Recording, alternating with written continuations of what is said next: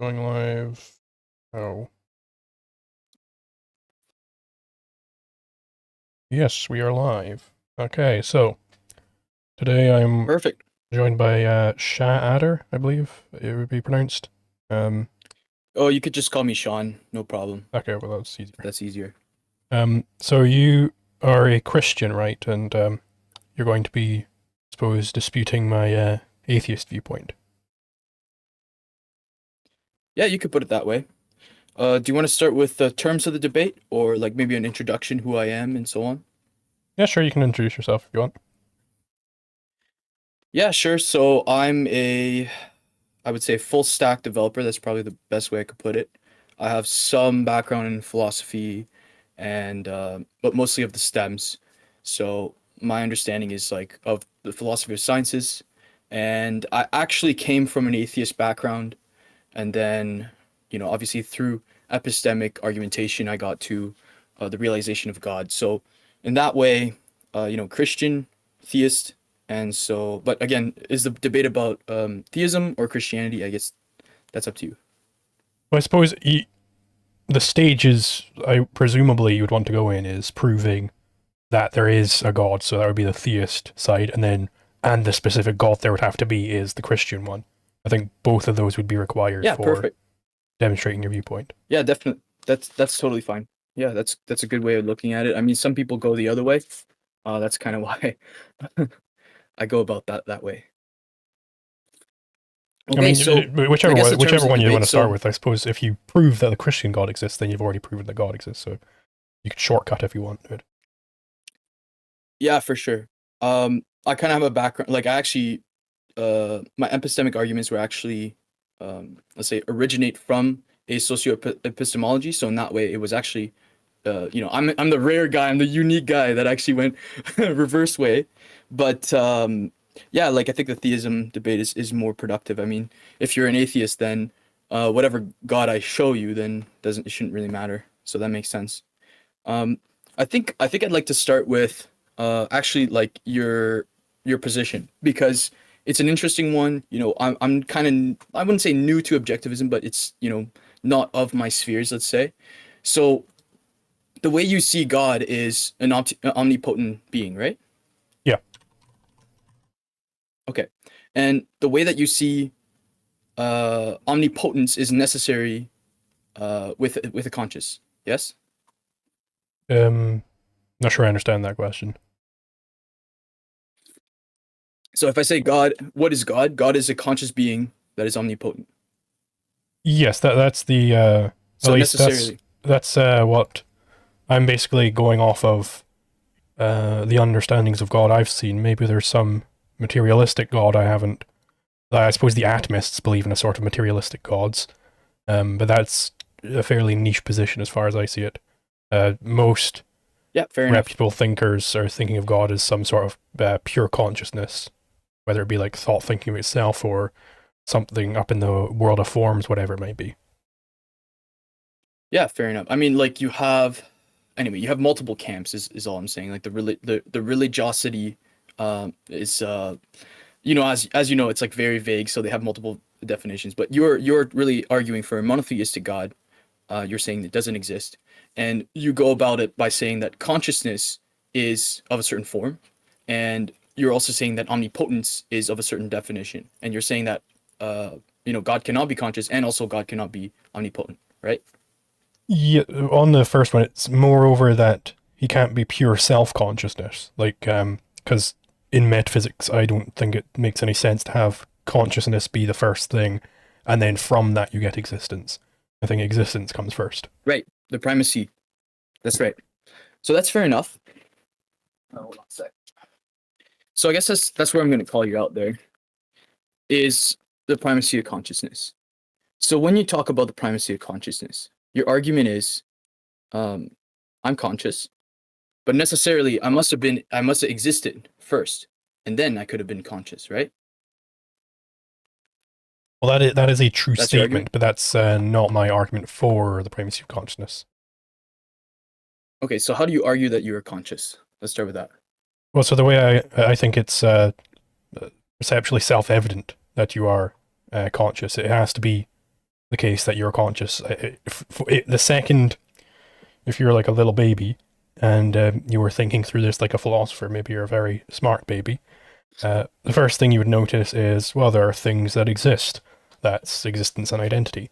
And then the next thing you can realize is, oh, wait a minute, I am something which is aware of these things that exist.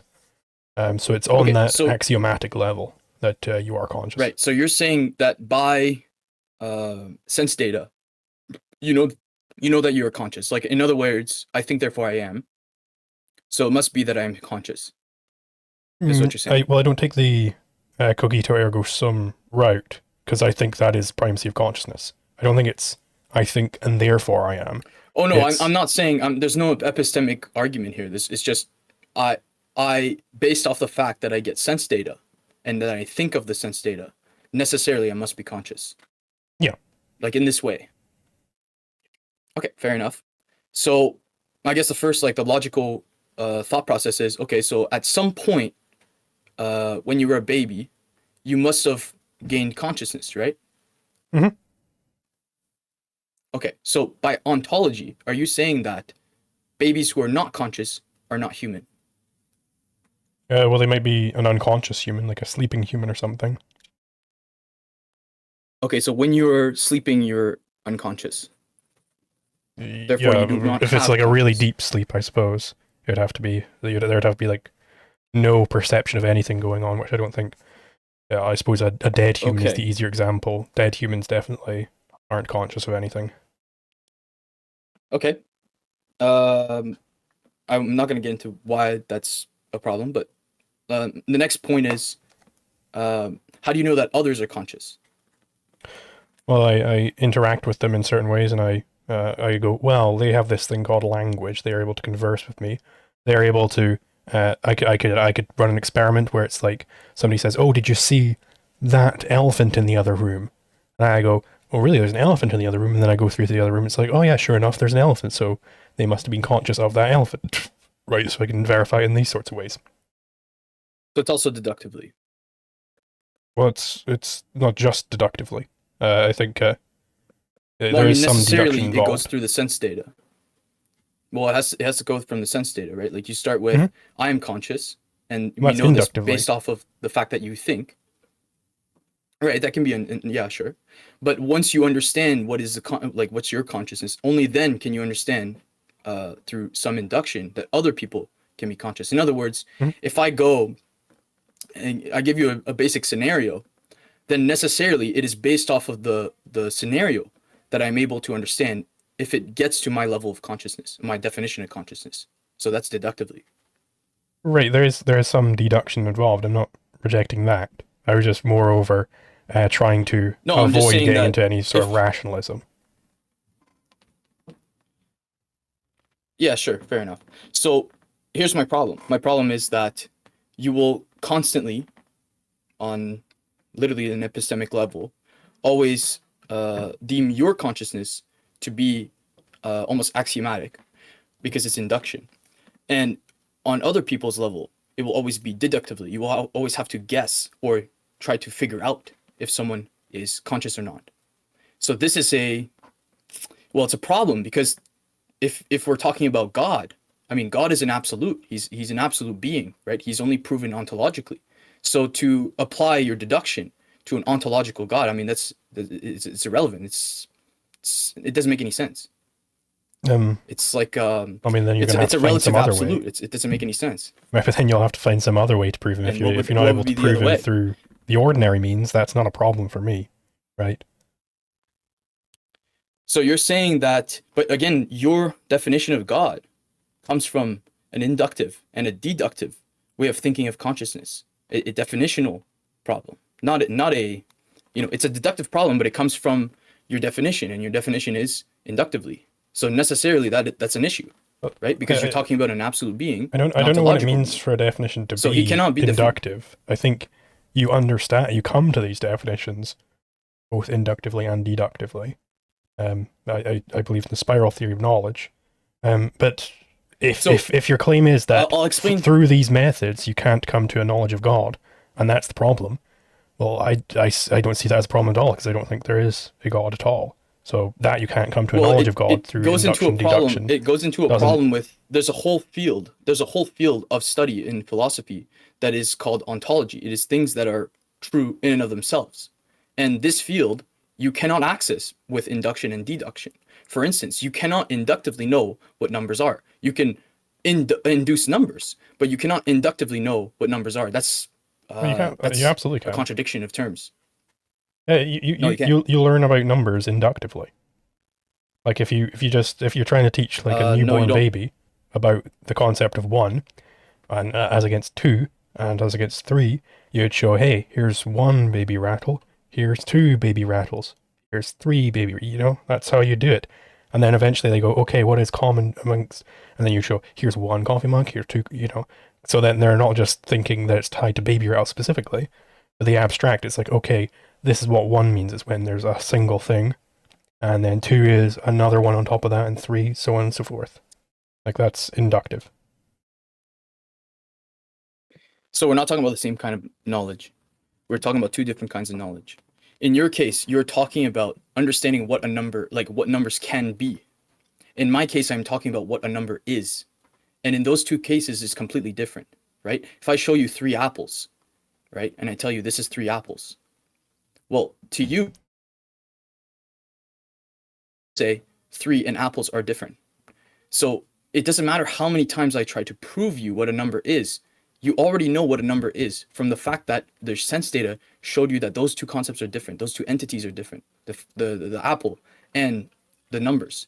Right, Numbers you are not might have, something that you just induce. you might have I'll give cut you an out example. there a little bit. To be clear on what you're saying, are you saying that I would have to already understand what numbers are before I being able to identify this is 1 thing, this is 2 things, this is 3 No, they things? have to be. They just have to be true in and of themselves. They don't have to be a concept in which you induce. And I'll explain to you why that's a problem. Because in language, if you have things which are true, then the only way you can know that it is true is if there is some sort of sense data that is sent to you, whether it's language, whether it's your other senses, right? Like just seeing them, right? But the problem is that in mathematics, we don't care about that. That's irrelevant, right? When you do pure proofs, all that you need is the axioms of mathematics. So if you were to say, well, I know what numbers are based off of what I see, then almost all of mathematics in terms of pure proofs is irrelevant. You cannot do it. It's like, to you it would be like a That doesn't follow. mystical analysis. The way you get those, I'll use axioms whenever I'm speaking in the mathematics sense in air quotes because I don't like that terminology, but Yeah, sure, these- it's different. Yeah, I understand. these mathematical axioms, the way you get to them is inductively. You look out at the world and you go, okay, let's just take Euclid's axioms. You look at, okay, when I have 2 parallel lines there, they don't intersect. When I have this thing, it's that thing, right? That's Where how do you see 2 parallel lines in the real world? Oh, I could draw 2 parallel lines on a piece of paper right now. I've got a ruler in the other room. It's got 2 parallel So you're edges. saying a caveman drew 2 parallel lines, and only then we knew what 2 parallel lines were? Well, he would have to see that there are lines out there in the world, right? And then he could imagine them being parallel, and he'd say, okay, yeah, parallel lines, they don't No, that intersect. doesn't follow. What That doesn't follow. You just because you see a line doesn't mean you can see parallel lines. Because again, you just said it, it's inductive. If your numbers are inductive, then there is no way you can hypothesize how they interact with each other until you see it. And this is your epistemic problem. Your epistemic problem is I'm not doing pure induction here. That was not my claim. It's the initial stage of getting your numbers and your mathematics. right. And how did you induce and then that? and then you can that deduce from there all you want. Right. And then how would you know it's true? So, Well, for instance, if I saw a like line, what? how would I know that I can have parallel lines? Well, that's You could verify it, right? You could go you could go out and see, okay, these are parallel lines, right? So empirically. So you're saying Yeah, empirically, that's we one know way to do numbers it. empirically. Mhm. That's the worst way. It has nothing to do with pure It's the maths. only way. It has nothing to do with You pure can't get proofs. to mathematics No, without it's, having it's not any, the only like, way. Like, how would you get to even the concept 1 without any sense data ever? No, I never said that. But then you said it's the worst That's not what way I said. to do it empirically. But if you can do if the worst Yeah, way is empirically, as in, then there's got to be some Yeah. non-empirical way to do it. And what is that method? yes, which is called synthesis. Uh, It relies explain on that. axioms. You create axioms. You figure out how the axioms are provable. You figure out if your system is compatible and solvable, and then you figure out that oh, hold on, that's a universal claim. So that's how you would do it. It's called synthesis. It's a whole study. There's a whole philosophy based off of this. Right. And how do you? What I'm saying is the way you get to that initial stage of mathematics, the very bare level, where you're figuring out what addition means, you're figuring out what 1 is, all these things, you do that inductively. No, because again, like the only way you know about the additions and the only way you know that it is compatible is not by empiricism. Well, It has nothing to absolutely do is. with the sense data. Like It has to do with like, your creation. I'm just remembering back to the way they The would only teach way, addition way back when I was a little kid. but teaching is they would take one and doing thing, is not the and same. they would add 2 other things, and they'd say, "Hey, look, there's 3 things here. This is the concept That's addition." right. But no, I agree with you that and to show, like, let's say by empiricism or whatever or whatnot. But again, if I ask my teacher, why is it this way? Why do we have to learn Euclid's theorem?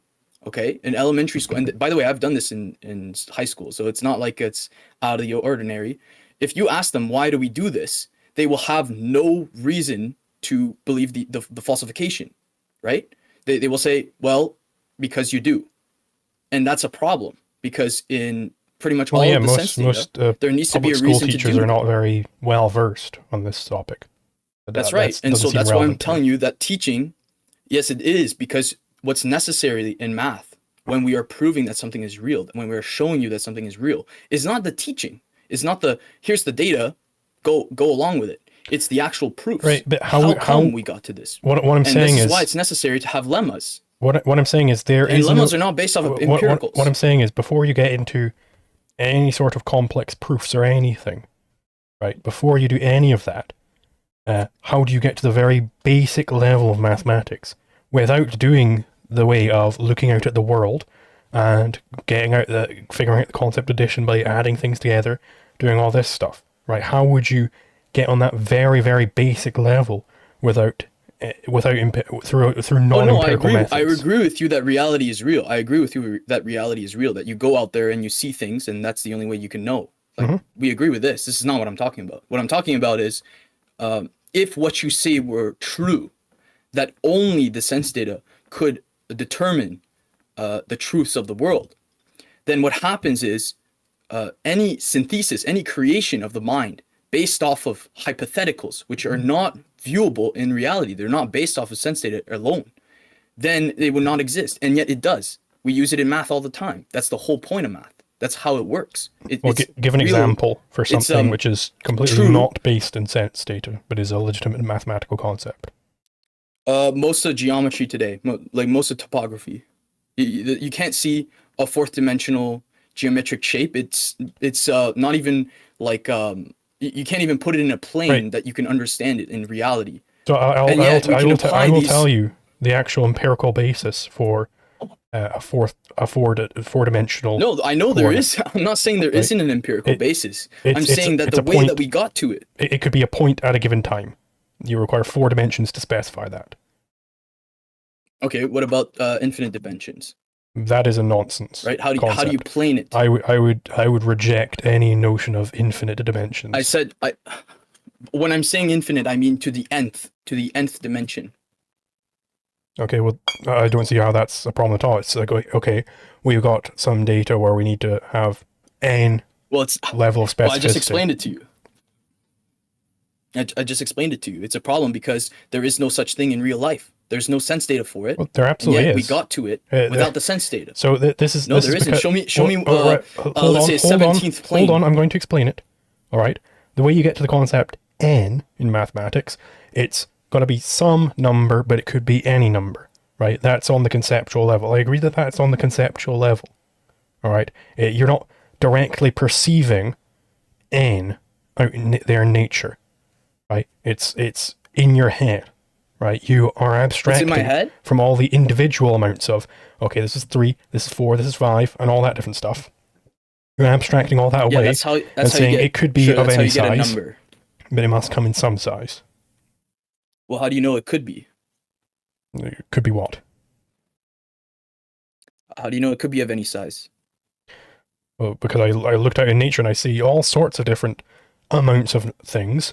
So then I'm just abstracting away from all of that. I'm saying I'm ignoring any particular, particular amount. That doesn't here. follow. I'm telling you how the concept is formed, right? I'm ignoring any particular amount, it doesn't follow. And it must be Zulu, some think of amount. it this way. Think of it this way, okay? What you're literally saying to me, all right? And by the way, this is I would argue this is a compatibility issue, so it has to do with fundamental lemmas. But what you're really saying is, I have seen a bear. I know a bear has hair, and I know that hair can be shaven. So necessarily, I should see a shaven bear out there. That's literally what you're saying. How am I saying that? Because because you are taking the concept of numbers. You're saying n is a variable of numbers, and you're saying that there are some dimensions of numbers, right? And there are some amount of numbers. So necessarily, like, this is what you're literally saying is, okay, well, there must be an nth amount of dimensions. No. There is no evidence for it. That's not what I'm saying. You can't look at it. No. There's nothing to see. No, I was not saying that. I was saying that you can come up with the concept 1,265,562 there might not be that amount of things Dimensions? out there. Hold on, there might not be that amount of things out there, but that would be subsumed within my concept n, where it's just any amount, doesn't matter the specific amount. It's going to be some specific amount, but this, whatever I'm talking about when I'm talking about n, it will apply to any specific amount, right? That's the concept n. So what you're saying is you have to count to the number, then you can realize if it exists or not.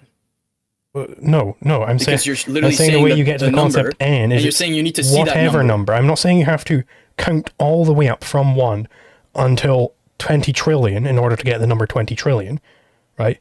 We have conceptual apparatus for this. How do you get there? It's called multiplication and exponentiation. All right. So you can multiply you've got your dimensions? you've got your units column, which is 10 to the 0. Then you've got your tens column, 10 to the 1. Then you've got 10 to the 2, so on. And that's how you get your base 10 digits. And then you're just writing out how many of each of those exponents you're adding together to get your number. That is how you get to such big numbers. So you get lemmas by counting. No, I didn't say that. Like, you're literally describing me counting. Like, you just said base 10, and you said, well, I basically got there by doing basics. Yeah, that's how you get how you get to big numbers. Right, but that's not how you get dimensions. It has nothing to do with it. The way you get dimensions, I explained this, is how many digits do I need to specify this piece of data. So maybe I'm trying to track some point in the room, which might be moving that point a given bit in time. So I would need 3 dimensions. So I would hold on. So I would need 3 dimensions to specify the position, and then an extra one for time. And then maybe I also want to specify the temperature at that time. So I'd also need another dimension for temperature. And then maybe I also want to specify whatever else, right? I want to specify the color at that point in the room. So I would need potentially multiple dimensions to specify the color, right? That's where you get to the concept of dimensions. Right. So what you're doing is you're literally doing what I just said, is the concept of hair and the concept of bear. But because you know the concept of hair and it can be shaven, you're assuming again, that somehow the bear, you'll find a shaven bear. How exactly am I assuming that? It could not be the case. Because again, in my example, how am I assuming? You have decimal numbers. Like, what is the hair and what is the bear? I'll explain to you. The hair is the numbers, right? The concept of number. Okay, well, I can count numbers. Okay, so necessarily maybe I could count dimensions, and that will get me more dimensions. But I'll give you an example. You can count in decimal, yet we don't have decimal dimensions. So how would you prove that you can't have decimal dimensions other than saying, well, it's self-evident? I think you're confused by what the concept of dimensions is. It's something that is purely true. Right? Dimensions, the number of dimensions you're using depends upon what it is that you're measuring, right? No, not necessarily. Oh, it absolutely is. No, that's So not how pure proofs work. if I'm measuring some point in a room at a given time with a given temperature, then I would need 5 dimensions to do that. Right? If I don't care about the temperature, Right, then that's I'd the only need 4. application of it. If I don't That's care right. about when No, I much agree time with it you. is, You then can I'd only apply need 3. dimensions. Right, and how come you can't get decimal dimensions? I don't know what you mean by decimal dimensions. All of those numbers I For just instance, listed like there 10.5 dimensions. well, what would that even refer to? Exactly. Yeah. So You just said what I said. what is this exactly supposed to establish here? I just established that what you are doing is you are literally just imagining numbers based off of how you imagine numbers. And then you're imagining dimensions only the way that you can apply them. And then, only then, you believe in the definitions that you go about. No, I'm saying that's how I'm saying that's how you got. And you understand. I'm saying that's how you got to the concept of dimension in the first place. It's okay. I need this number. That's historically inaccurate. Hold on. You're saying I need this amount of whatever to specify this phenomenon. I know I'll call this whatever a dimension. I need this many dimensions to specify this thing. Okay, well, here's the thing. You just told me that that's how we get to it, and that's not true. That's definitionally not true. Well, how did you get to it? That has nothing to do with dimensions. Well, I didn't get to it. Someone else did. Well, how did they get to it? I didn't invent dimensions. Well, they got to it in a specific way. You can Which specific look it way? up. Like it's a very interesting concept. Because you said I'm incorrect about how the concept dimension was formed. formed. From dimensions. Because you said you said I'm incorrect about how the concept dimension was formed. All right. So how was it formed then? You're just asking me, do you want me to look it up for you? Is that what you're asking? No. You asserted that I was incorrect. So surely you wouldn't have to look it up. Is. No, I don't. So how it works is that you find, okay, so you know about Euclid's theorems, right? Mm-hmm. Okay, so how did he go about his theorems? Did he just see it in reality and then write it down? No. What he did was he created synthetic definitions, axioms. Why did he choose those axioms? He demonstrated how they were. Like, why did he choose the parallel postulate, well, that's a good for question. instance? You're gonna have to read about it. That's a good question. You're gonna have to read about it. No, I know plenty about this. He went for the parallel postulate because he observed in reality parallel lines do not intersect. Now, you can have a consistent system of geometry where parallel lines do intersect, and there are potential applications for those as well. All right, so that's what Euclid was doing. He was looking out at reality, so how would he know? That's how he came up with his geometry. Okay, that's right. So I agree with you. Reality is real. Okay, so how did he get to realizing that it's actually true, like universally true? It has some application. How did he get to realize that? That's the whole point. Through abstraction. All right, he abstracted from particular instances. Through abstraction. There you go. Just like just like our concept. When did I deny abstraction? Like. No, I was trying to get to there. It took me a while. Right. So the way he gets to these things, just like when we abstracted the concept n earlier, where it can be any particular number, it doesn't matter, right? But it's got to be some particular number.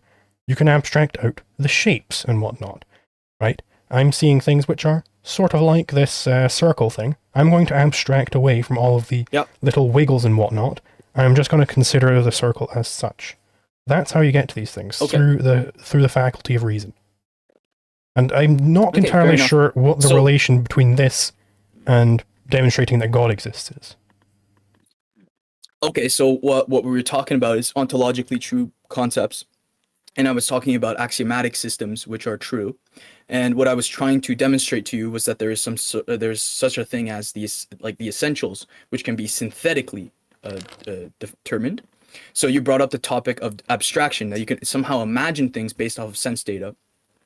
So going from there, what I'm basically going to show you is that your concept of abstraction, the only abstraction that is actually coherent is synthesis, and I will show you how that works. So what is your definition of synthesis then?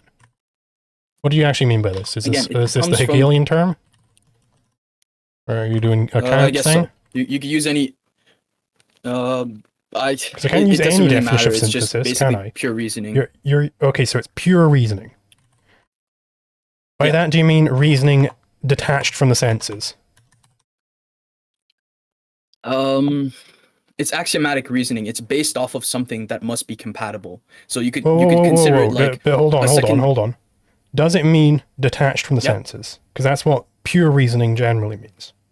It's inherently detached from the senses insofar as you're not requiring external sense data. It is a second degree So of reasoning. whatever Right? You'd have common sense. So let's just take whatever fact it is in pure reason that you think is the easiest to prove. All right, and I want you to explain how to prove it without any sense data. You can imagine the complete tabula rasa has never experienced any sense data ever. How would they come to this fact? Through pure reason. I don't understand the question. Because you're saying pure reasoning means reasoning detached from the senses. Okay, so let's imagine a being which is completely and utterly detached from the senses, always has been. Pick whatever pure reasoning fact you want. How does that being get to know that fact? Epistemically. Specifically, pick some fact. I want you to specifically walk through the steps that this pure reason being could get to it without any sense data.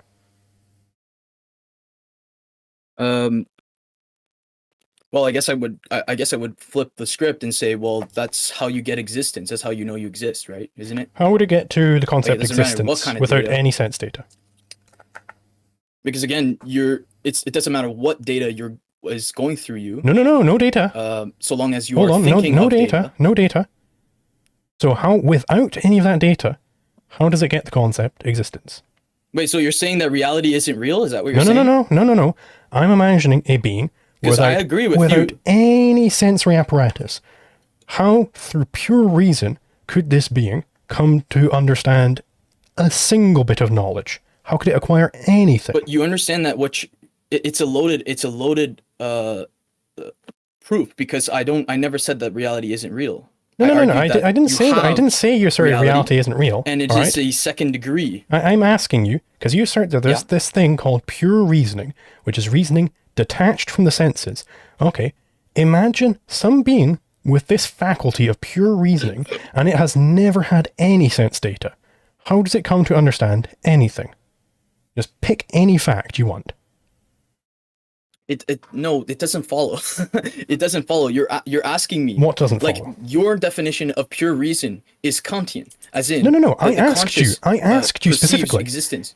I asked you what synthesis. I know it's a loaded question. I asked you what synthesis means, and you said it means pure reasoning. And then I asked you, does that mean reasoning detached from the senses? And you said yes. Okay, so you think that there's this coherent thing called pure reasoning, which is reasoning detached from the senses. Yes. How, whatever being it would be, which it has pure reasoning, how does it come to know anything without any sense data? So explain that to me. What does detach mean to you? What does detach mean to you? Completely, the senses have no play on it. The senses are detached from it. That's not what it means. They do not interact. That's not what it means. That's what detached always means. If a train car, I'll give you an example. if I've got two train cars and I detach them, then they aren't interacting with each other anymore. One can just fly off without the other one. It's not going to pull it along. I'm just talking. We're not talking about train cars. I'm talking about the concept of detached. But physically, both train cars would be under the same laws. So that's exactly what I'm talking about. Irrelevant. So when you said, for instance, you have 3 apples. No, it is actually relevant. If you have 3 apples, right? How do I know the concept of numbers, right? You said 3 apples. I could assume, like why are you circling back around here? What you need to show me is this. Because it's very relevant. It's actually very relevant. I'm about to tell you. Now you. Okay. Whoa. I'm about to tell you. Why'd you cut me off? I just want to remind you what you're trying to show here. 3 apples. Yes, I will show you. It's based off the fact that you don't understand what detached means. In this case, if I say 3 apples, and you are trying to induce numbers, right? Well, if I tell you 3 apples, something very weird can happen. For instance, you could attach the concept of 3 and apples together, that there can only be 3 with apples, right? This is from basic deduction, right? It's just the fact that when you have data, you have to understand correlation versus causation, okay? It happens all the time. Now, what I'm telling you is that synthesis is detached from the senses. It means that literally from your hypotheticals, from your imaginary, from your abstraction, whatever you want to call it, you're able to understand that 3 can be a concept independent of apples. Okay, so it is still relevant to reality. So I'm not saying it's not relevant to reality, asserted of course. there through your. What I'm saying hold on. You asserted there through your imagination. Yeah, go for it. What would you be imagining if not anything that you'd ever sensed? Well, I just told you. Right? It's detached in the sense that you have sense data and you are using it, but so you're using it, so it's not detached at such a level. Right? It's second degree. It's in other words, it's reasoning in and of itself. Pure reasoning. It's not in and of itself, is it? Because it's not detached from the senses. It is. It's reasoning based upon sense data. It's not in the sense so that you are completely detached from the data. senses. Okay, so let's imagine a being without any sense data. No, you're going back into this corner, and that's not what I'm saying. What I'm saying is that the sense data in and of itself, whatever that is given to you, is not necessarily what is being calculated. That is not reasoning in and of itself. So for instance, if I tell you that a bear has hair, you can imagine the concept of hair and the concept of bear. And you can also imagine different kinds of hairs, even though you've never seen it before. That's how it's detached. It's detached in the sense that there's some sort of imagination. Well, could I imagine hair of a type where that type is something I've never encountered before? Right? Absolutely. Give an example. I can imagine a unicorn. Yep, and you have experienced presumably horses and horns before. So a horse with a horn on its head is not detached from the senses. I don't know that it matters. It clearly matters. Because again, because I'm asserting no, it doesn't. there is no imagination or concept formation or anything you could perform without the senses.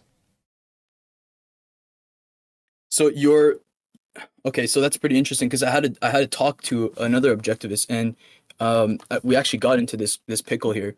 So what you're saying is, right, if I put up a graph and I have things which exist and I have things that don't exist, what you're literally saying is that all things that don't exist are based off of things that exist. No. So for instance, a unicorn. I said anything you can imagine. It sounds like it. I'm saying anything you can imagine, any imaginary thing you can construct. You're not constructing with just nothing in particular. You're constructing based on sense data that you've got. So if I try and imagine the concept of a minotaur, I just imagine a big burly guy who's really hairy and he's got a bull's head. Right? I've seen big burly guys before. I have seen hair before, and I've seen bulls before.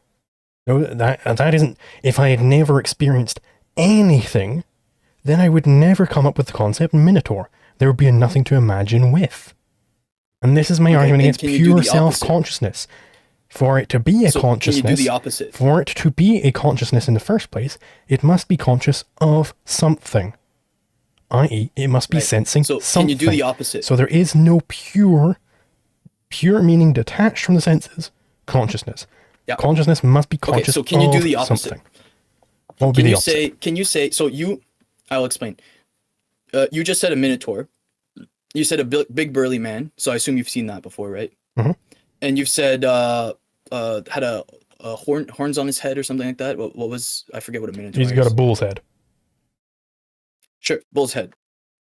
So if, let's say, I epistemically induced what a minotaur was first. So for instance, I've seen a painting of a minotaur, right? And then I see a big burly man, right?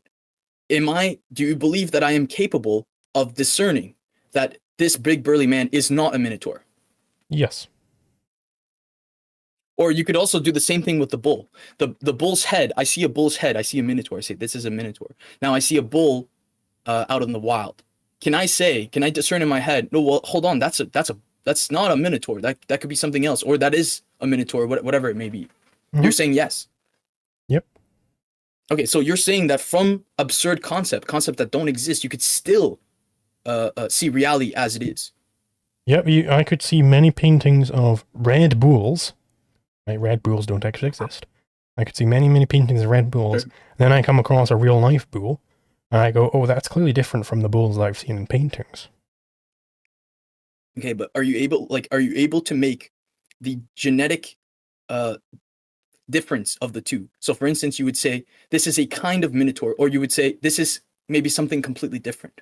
Well, if you were to seriously examine the topic for any length of time, you would quickly notice, oh, wait a minute, those guys who were painting those things, they weren't painting actual things that exist. They were just painting big burly dudes with bulls' heads. That would not be challenging at all. That's far-fetched, I would say. I don't see how it's far-fetched. And by the way, how are we going to get? Far-fetched in the sense How are we going to get from? hypothetical. How are we going to get from this to therefore God exists? I'm not seeing that jump. So, yes, because you don't understand ontology. So yeah, obviously. But again, like if we use your example and I say, can you imagine a round square? All you can say is, I cannot imagine a round square. And yet, there's no way for you to know if it exists or not, right? You could be making a grave mistake to say that round squares don't exist. Well, there's definitely a way for me to know that it doesn't exist. There's a contradiction. In what way? Because squares are not round. How do you know that? Because I know what a square is. What's a square? It's a square object, right, with 4 sides, and each of those sides are the same length, and they're straight lines. Right. That is not round. They have 4 corners on them. So it's definitional. I know this, you know this, everyone who's ever seen a square knows this. And you know that corners are the opposite of something that is rounded. Right. So it's definitionally. It has to do with the axioms of geometry and figuring out how they work. Yes. And more fundamentally than that, okay, and it's that I've seen plenty of squares before, and I know that they are not round. Well, that's insufficient. Just as spiky things again, like, are not at any smooth. Point, and a ball that is all red is not all non-red. Again, you're talking about mutually exclusive concepts that you know are mutually exclusive. So it's, again, axiomatic. It has to do with the axioms which you have namely, the law of identity. That's the main axiom that has to do with. Oh, okay, perfect. Okay, you want to talk about law of identity. All right, great. So what you're saying is literally things which do not exist do not have a law of identity. Do not have identity. They cannot be like discussed. Yeah. Well, you could discuss them. Okay, so right, to be clear, you could discuss them, but you're not actually referring to anything. So they have a law. What do you mean they have a law? They have a law of identity then. No, if it's a contradiction, because it doesn't have identity. That's the meaning of it. A round square. Doesn't exist. Right, it has an identity. Nope. Right. Because it is what it isn't. That's round. That's an identity. Because a round square means something that is what it isn't. It is round and isn't round. Right. Yes, that's a contradiction. Right, but I can still give you the concept such that it exists as a concept. Right? If it exists or not. Well, sorry, if it is in reality or not. Because you can imagine round things and square things. Right. And you can imagine the anti-concept, the floating abstraction that is the round square. I'm not asserting that it's impossible for man to ever come towards a floating abstraction. That was never my claim. Right. I'm saying that these things don't exist. Again, yes, but you said that the identity. So you're saying that things which exist necessarily have identity, right? So what I'm claiming is things which do not exist also have identity. By the very fact that I can discern them and I can actually make them verbose. I can explain to you what it is. You're making a point. And it doesn't mean it is. Hold on. You're making a pointer error there. Yeah, go for it. What? You're talking about existence in 2 separate senses there. The thought of a round square, that exists, and that thought is what it is. All right? But a round square does not Okay, so exist. we're getting really close It is here. what it is not, right? You're pointing either at the pointer or at the object. Those are two different things. Right. Okay, fair enough. Perfect. Okay, I got you where I need you. So, now we're talking about floating abstractions and abstractions. How do you know an abstraction is floating or non-floating? I verify whether it actually refers to anything in reality. A floating abstraction if I doesn't give refer you to a million. anything. Right. Okay, so if I tell you the number million, 1 million, how do you know it exists? We would have to figure out whether it actually refers to something. There's certainly $1 million, right? So that's one concrete So what about of 1 million. Okay, so what about like a ridiculously high number? How do you know it exists? Well, it would exist the second somebody thinks of it, right? Because that's the sense in which And before numbers that, it exist. would not exist? Hold on. That is the sense in which numbers exist. go They for don't exist in things out there, right? There isn't 7 over in the next room over. They exist in your mind. So if one the way you knows get of a number, then it exists? Whatever number you're going to come up with, it could be a number that nobody has ever thought of before. It's not going to be a floating abstraction unless it's like infinity, an actual infinity, which is a floating abstraction. Well, how do you know that? That's what I'm hold asking. on, because I'm explaining how you get to these high numbers. You get to them through adding 1 sequentially, right? Or maybe you're multiplying, right? You can get the concept of multiplication, and then you can get the concept of exponentiation, whatever it might be. Right, so and those are 1 axioms. exists in reality.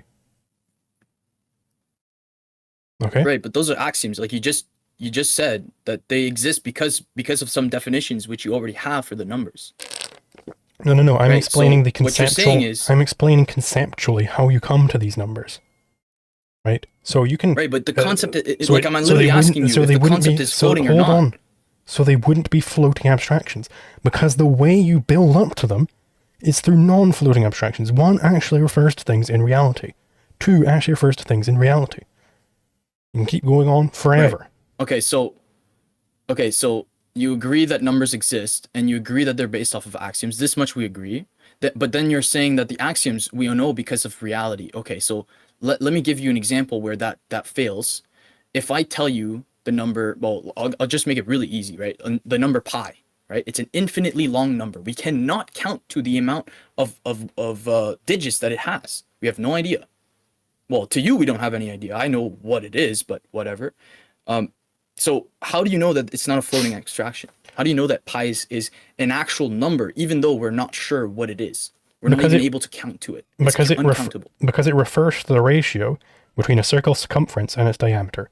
Those are actual things. They actually refer to things out there. Okay, what about the square root of pi? Again, square root, it actually refers to something. Okay, Same with the square root 2, same with any other irrational number you can come up with. So it exists. So if I give you imaginary number, the imaginary number, square root of 1, it's literally uncountable in most sets, in most mathematical sets. It's not a number that you could get to. I will tell you. Right? I will tell you the actual physical interpretation of complex numbers. I prefer the term. So what it is it's just r squared, the real number squared, right? So it's a 2-dimensional vector essentially. But it has some special multiplication properties where when you multiply them, it goes around in a circle. So that concept of rotation, that's how you get to complex numbers. As against regular 2-dimensional vectors, when you multiply them, it does all sorts of weird stuff, which doesn't refer to rotation. I understand. But here's the really interesting thing that you said. You said a physical interpretation. Mm-hmm.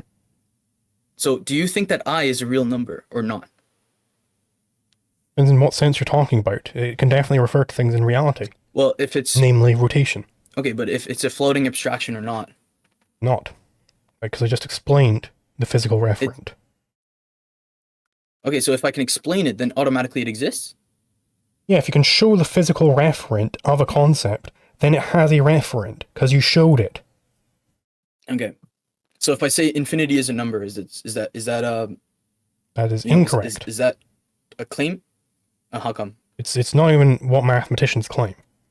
Right? Nobody's claiming infinity is a number. I don't care about them. Okay, don't well, care it's about not a number. How do you know? They explained the concept of numbers and how you get to different numbers. You get it through the successor of one. Let's just keep to the natural numbers for now. The way you get to all of these Sure. different natural numbers is just taking the successor of one over and over and over again. You are never, ever, ever, Right. not in a trillion years going to get to, and then we finished the number line and we called that infinity. There is no finish to it. Infinity is a potential. Well, that's what it refers ironic because you said trillion years. And Okay, so infinity refers to a potential only, right? It's the Right, so if concept I tell of you- this is unbounded. You could keep going forever. That's a potential. Could keep going forever. Right. It's non-actual, and it's Okay, not so- anywhere in the number line. Okay, so in one case, numbers have physical interpretation, but in another case, infinity is not interpretable as a number. Why? Because you can't count to it. But it does refer to But again, something like, I can if give you're you using it numbers as a that I can't- potential. This is why I was very clear with my language. Infinity as an actual Right, but again, is a floating abstraction. Aristotle if that shows were this. true, right? So if that were true, then that means that you don't believe in, I guess it's called like cardinality, because if I were to tell you how many digits there are of pi, there is no other way of saying it other than it is infinity. Right. So that's you would a have to potential. not believe in this axiom. Hold on. That's referring to a potential. In what way would that be a potential? I will explain it. So, when somebody says there are infinite digits of pi, what that means is they could keep counting other digits of pi forever. And in fact, you can do this for every number. There are infinite digits of the number 1, because I could go 1.000000000 forever. I could do that forever, right? It's a potential. You could keep going on. Okay, so you don't believe in the cardinality axiom, which is that a set, the number. I believe set that of- sets have a certain sorry. size. I believe that there are a certain number of things in sets. Okay, and what about this? Do you think that the size of the set is a set in and of itself? What would you mean by that? Or are you referring to if it's a cardinality Like- of 5, then 5 is a bunch of sets, von Neumann type shit? I don't believe numbers are sets. Yeah, pretty much. Yeah, no, I reject that You don't numbers believe are numbers are sets. sets. Okay, that's exactly where I'm going with that. So, I guess that means that what you're really saying is floating abstractions are floating only because epistemically you cannot find such a concept in real life. You cannot find the root of the concept. Mhm. So that would be epistemic. So that would mean that anytime I give you duh. language or I give you something, that you have to be skeptical of any language that you do not understand, and you're not able to discern the difference between language that you may learn later what it means and language that is not true. Well, yeah, if somebody comes along to me and says, "Glibbity glam, glub, glub, glub," I'm going to say, well, I don't know what the hell that means. Well, it might mean something. Right. I don't know what does the hell that it mean means. there is I would language say, there? I don't know what the hell Okay. that means. Right. Except I'm literally saying that you cannot discern it. There is no way for you to know until you know. Yeah, so you don't know something until you know it. Brilliant. Therefore, God. Is that the argument? No, it's just, again, you're like, the problem is that when you apply this to ontology, that means that any argument that you make is relatively absolute, right? You could use this for anything. You could say, well, I didn't know I existed until I knew. Yeah, I guess that's true. But again, it doesn't prove that if you exist or not. It's irrelevant for all arguments. It creates this again, relative absolutes. Okay, when are we going to get to therefore that's God? Okay, so it's really simple. It's the fact that you do not believe things are true in and of themselves. You think that you have to know before you can know, right? So you have an epistemic contradiction because you need to know Hold on, things hold on, before you hold on, know. hold on. So necessarily, I want you to walk back there. Explain to me what the contradiction involved is. You have to know something before you can know it. Obviously, the if you don't know contradiction something, happens. then you don't know it. No, If you know something, then you know it. if you don't, it's the opposite. The opposite is there's never a time where you will be open-minded to a concept in and of itself. Because at all times, whenever a concept is not compatible with your understanding of concepts, reject. it will have to be not true. You mentioned there, you've used the term in and of itself a number of times, and you've just then clarified what you mean by Yes. that. You said a concept in and of itself. I don't think that concepts are things that actually Sure. exist out there. They are mental abstractions. They are only in your mind.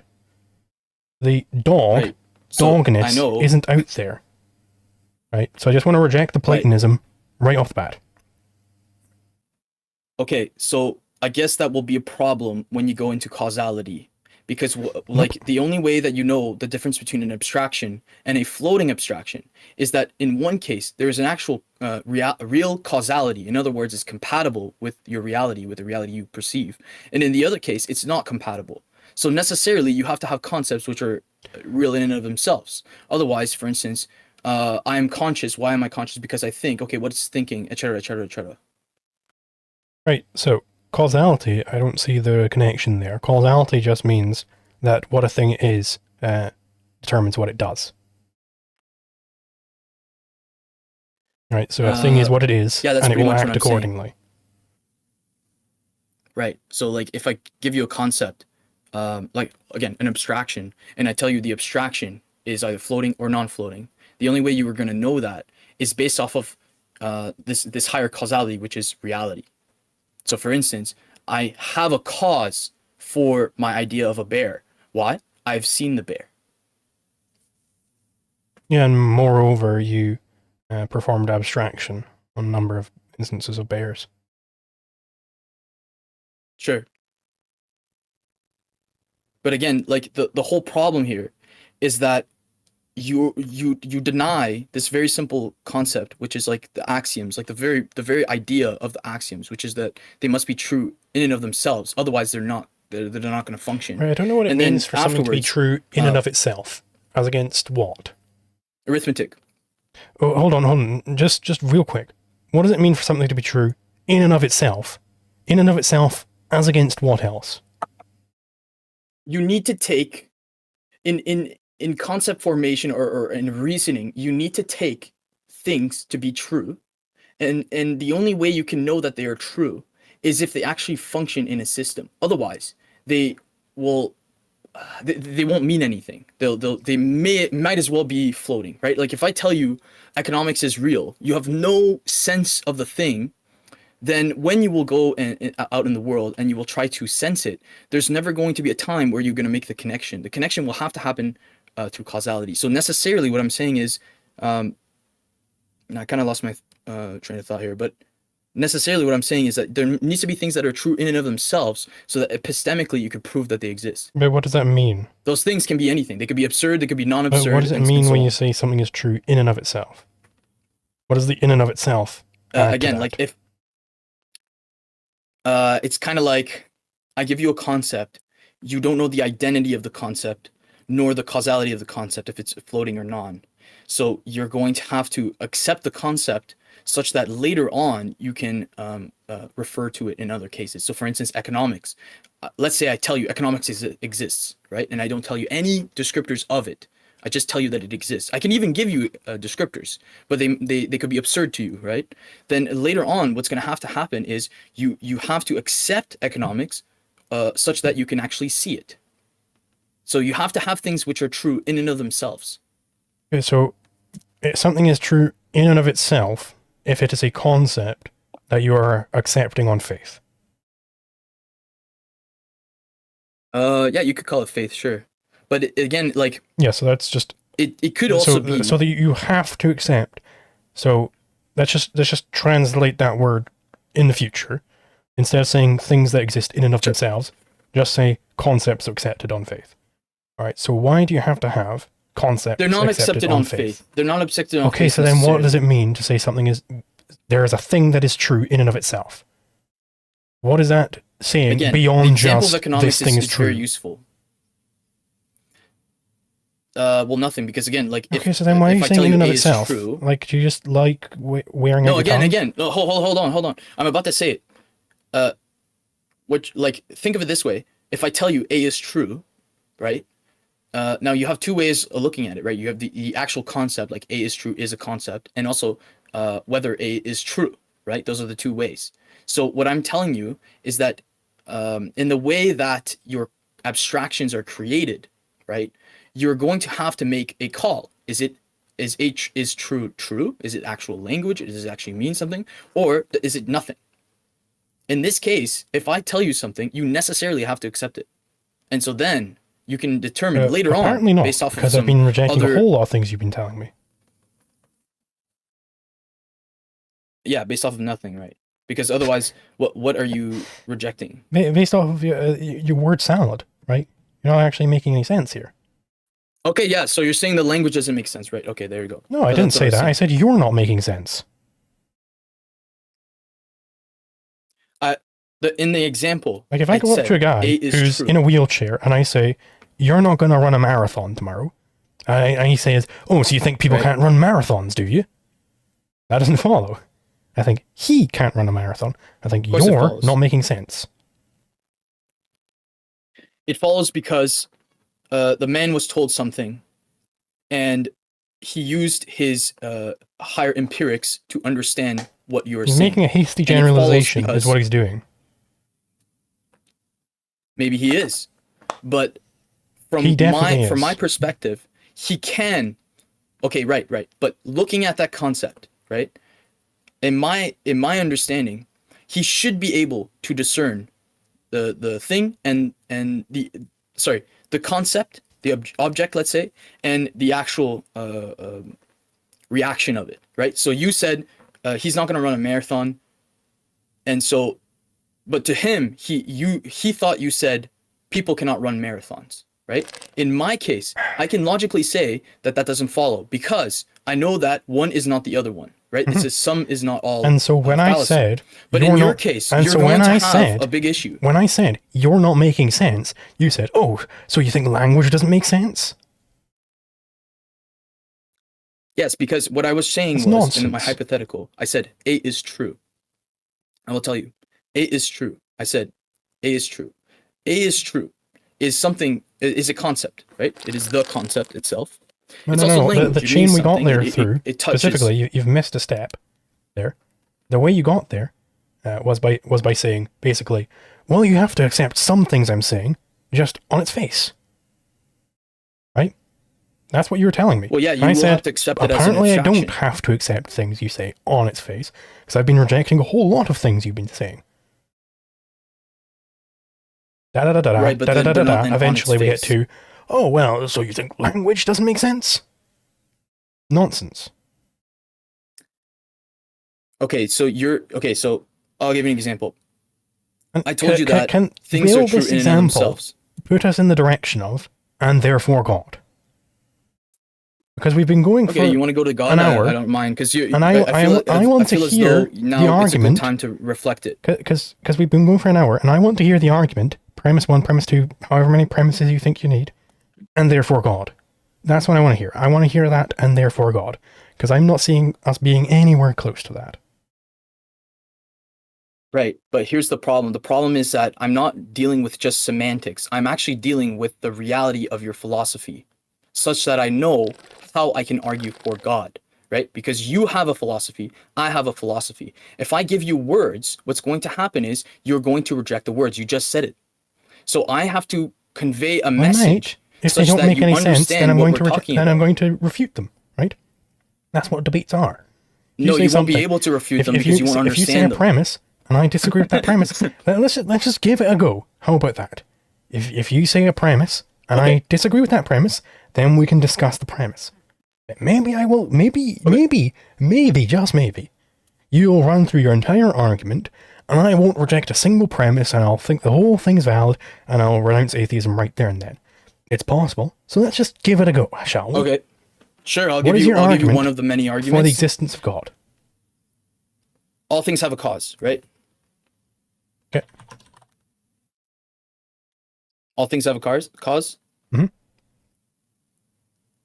Okay. So if all things have a cause, Sorry, I was just going to clarify. I'm just going to let you run through the whole thing, and then we can see if I have any problems. Is that okay? well, I mean, if they're yeah, sure, okay. So all things have a cause. If they all have a cause, then epistemically they all must come from somewhere, right?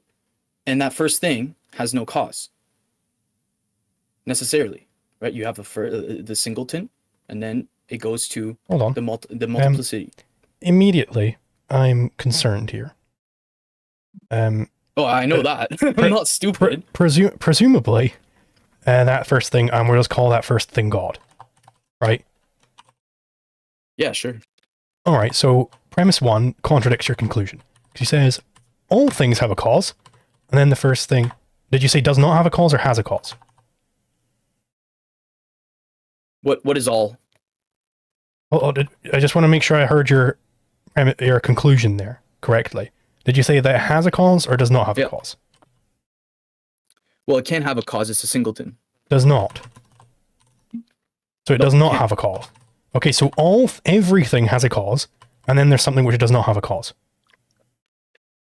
All and everything is not necessarily the same. Jesus. All things. What is a thing? So God is not one of the things. Things must be in reality. Things must be in reality. They must be deductively reasoned.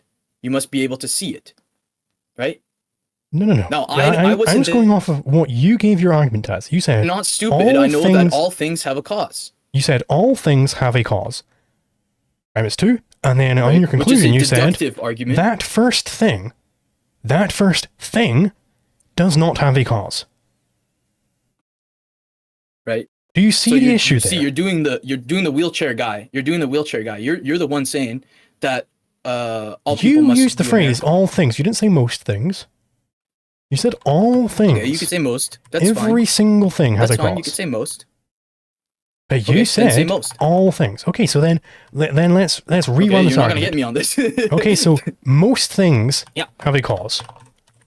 All right. If they have a cause, then epistemically... another way of saying it is all of which you know. Of which you know. Okay, most things have a cause of which you know. If they all have a cause... Can you name me a thing that isn't of a cause? Well, hold on, I'm just trying to run through your argument. Make it in its proper form. Okay, because you weren't like... Because saying the first form you gave me was just a blatant contradiction. So let's try and massage this argument into something. So right now let's start from the first argument. Okay. The first argument is all of which you know has a cause, right? Do you agree with this or no? Has a cause. I disagree with that premise. I know about the universe, and the universe doesn't have a cause. The universe doesn't have a cause. Mm-hmm. Can you name me a part of the universe that doesn't have a cause? Well, if we're doing set theory, if we're going back to set theory, then the universe is a part of the universe. Yeah, sure.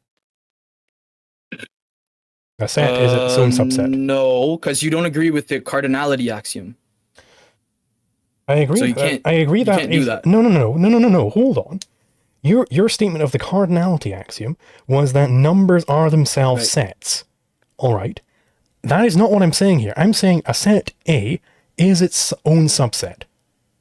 Right? It's not a perfect subset, but it is a subset. So if I say... It's the less than or equals.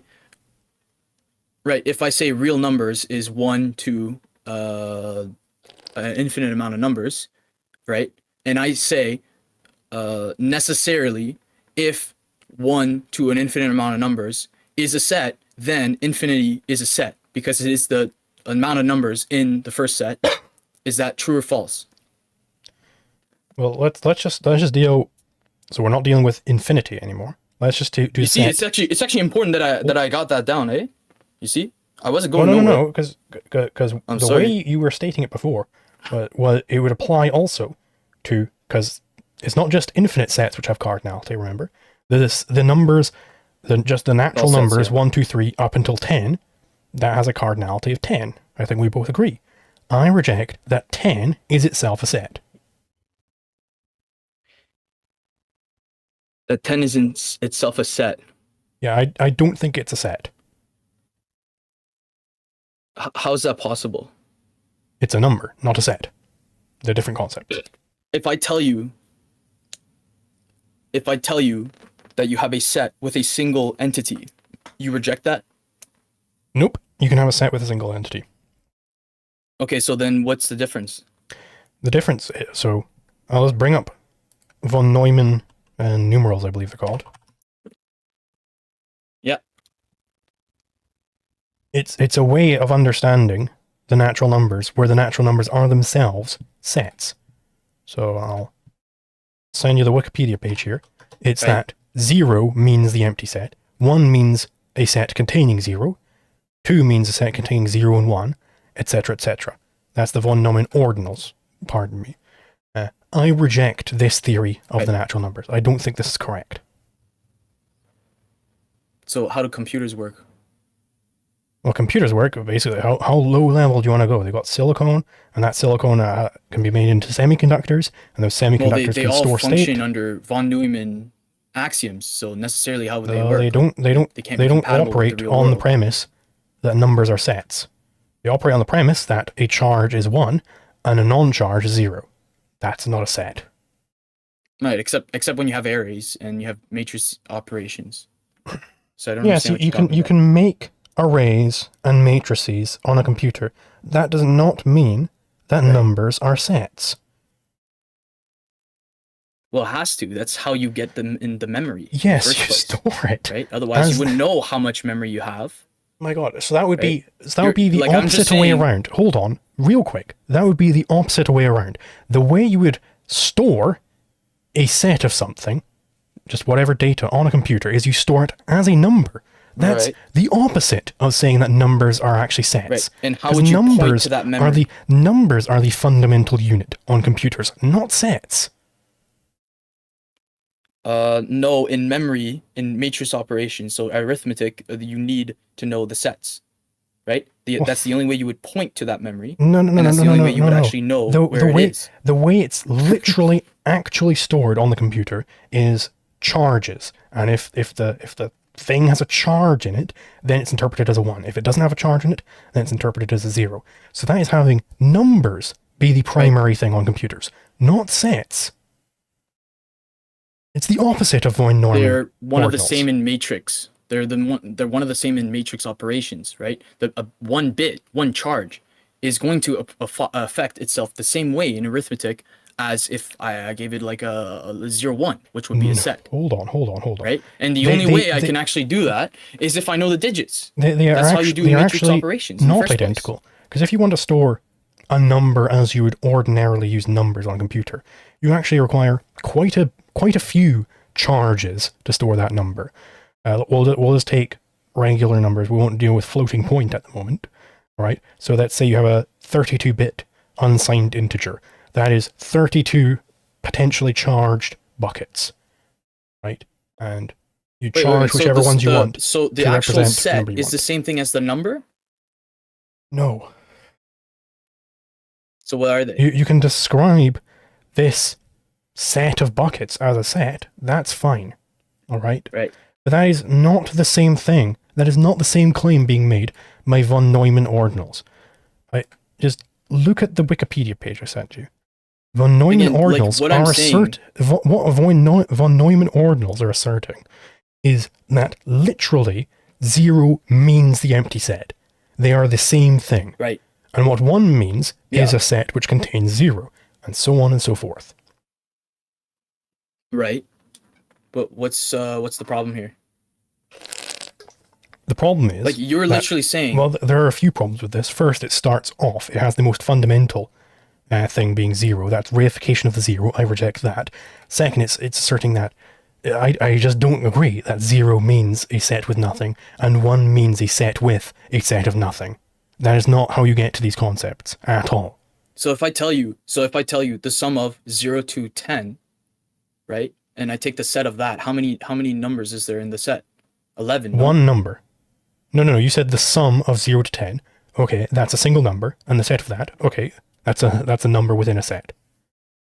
How does this Sorry, the advance set your theory? of 0 And to 11. also, when Sorry, are we going to set get of to 0 to therefore 10. God?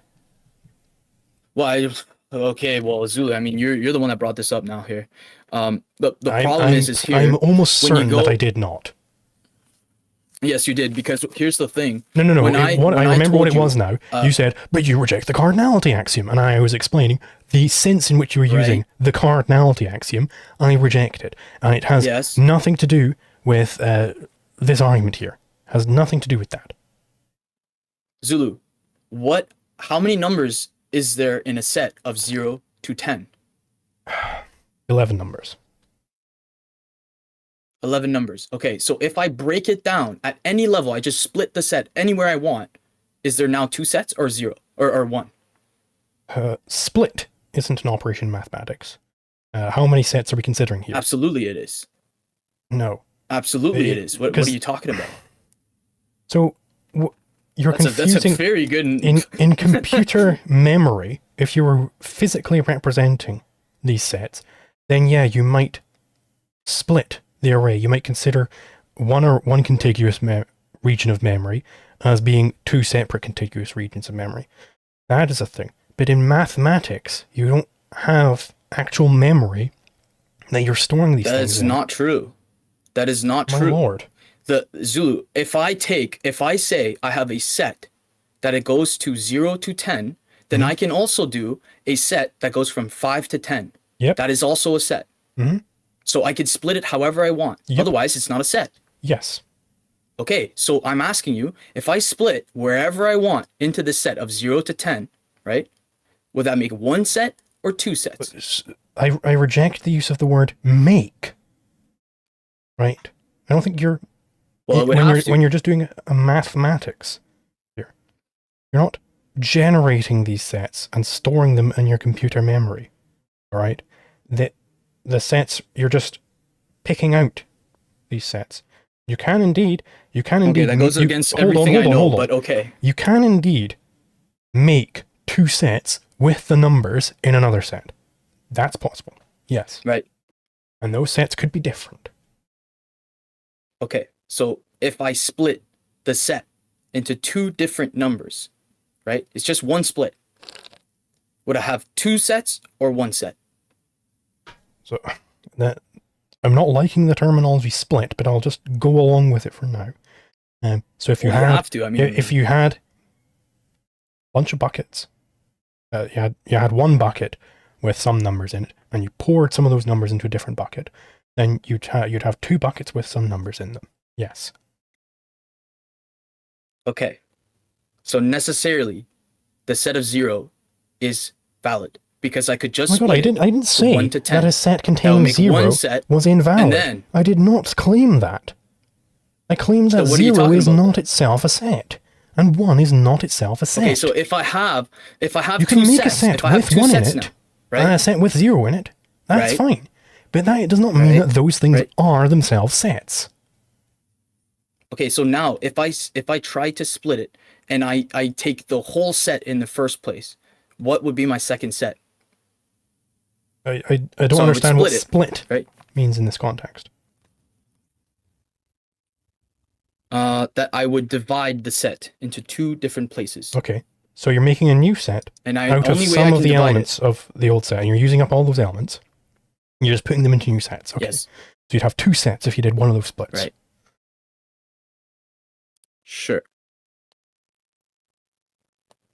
So now, the first set. So the first set was 0 to 10, right? Now, the 2 other sets are like this. The second set is 0 to 10 based off of the first set. Okay. And the What other one would is be the my empty second set. set? Yeah. Okay. So there you have it. There I have what? So an empty set exists. I didn't claim that empty sets are not real things. Right. I claimed that 0 isn't the Except empty You set. kind of did. No, I didn't. Well, it's not. Well, hold on. You're telling me that von Neumann thought that a set of 0 is the same as 0? No, he thought a set Well, of there's 0 one thing was the same inside as of it. 1. No, it's no. Yes, That's not I'm what he looking at the thought. Wikipedia page right now. 0 equals the empty set. Right. 1 equals the set that contains 0. 2 equals the set that contains 0 and 1. Okay, well, you have to. That again, you kind of have. I mean, how would you have a von Neumann structure, for computers if I told you I have an array that I'm is telling empty you that and it this contains isn't one how. bit? Like that doesn't make any sense. This is not how computers treat numbers. So you're telling me that if I have an empty array and I have a pointer to that empty array, it would point to nothing? Nope, it would point to an empty array. Right. That's what I'm saying. And That I don't does think not von mean Neumann would that how appreciate you computers slandering represent- his name. That does not mean that the way that a computer represents numbers is 0 means the empty set. 1 means, I'll tell you what 0 means. All right. Well, you could have. It depends on the number system you're using. You can even have. You confused yourself just hold now. on. You can even have negative 0 being something different to 0, depending on which IPC specification of numbers you're using. Right. Yeah, sure. That is how computers represent numbers. And are you using floating points? Is it a 64-bit float which contains 0? That's different from a 64-bit integer, and that which is different from a 64-bit unsigned integer. Right. You're basically specifying the sets. Yeah, I know. No, So I don't understand your point. You're here. not specifying sets there. If we go back to what we were saying, It's literally just charges. I mean, okay. Aside from that, right? If we go back to what you were saying, you're saying that the universe in and of itself does not have a cause because something. And I assume that that's because you don't believe in the cardinality. It's nothing to do with that. The universe doesn't have a cause because existence exists. The law of causality does not state everything has a cause. Right? How do you know that existence exists?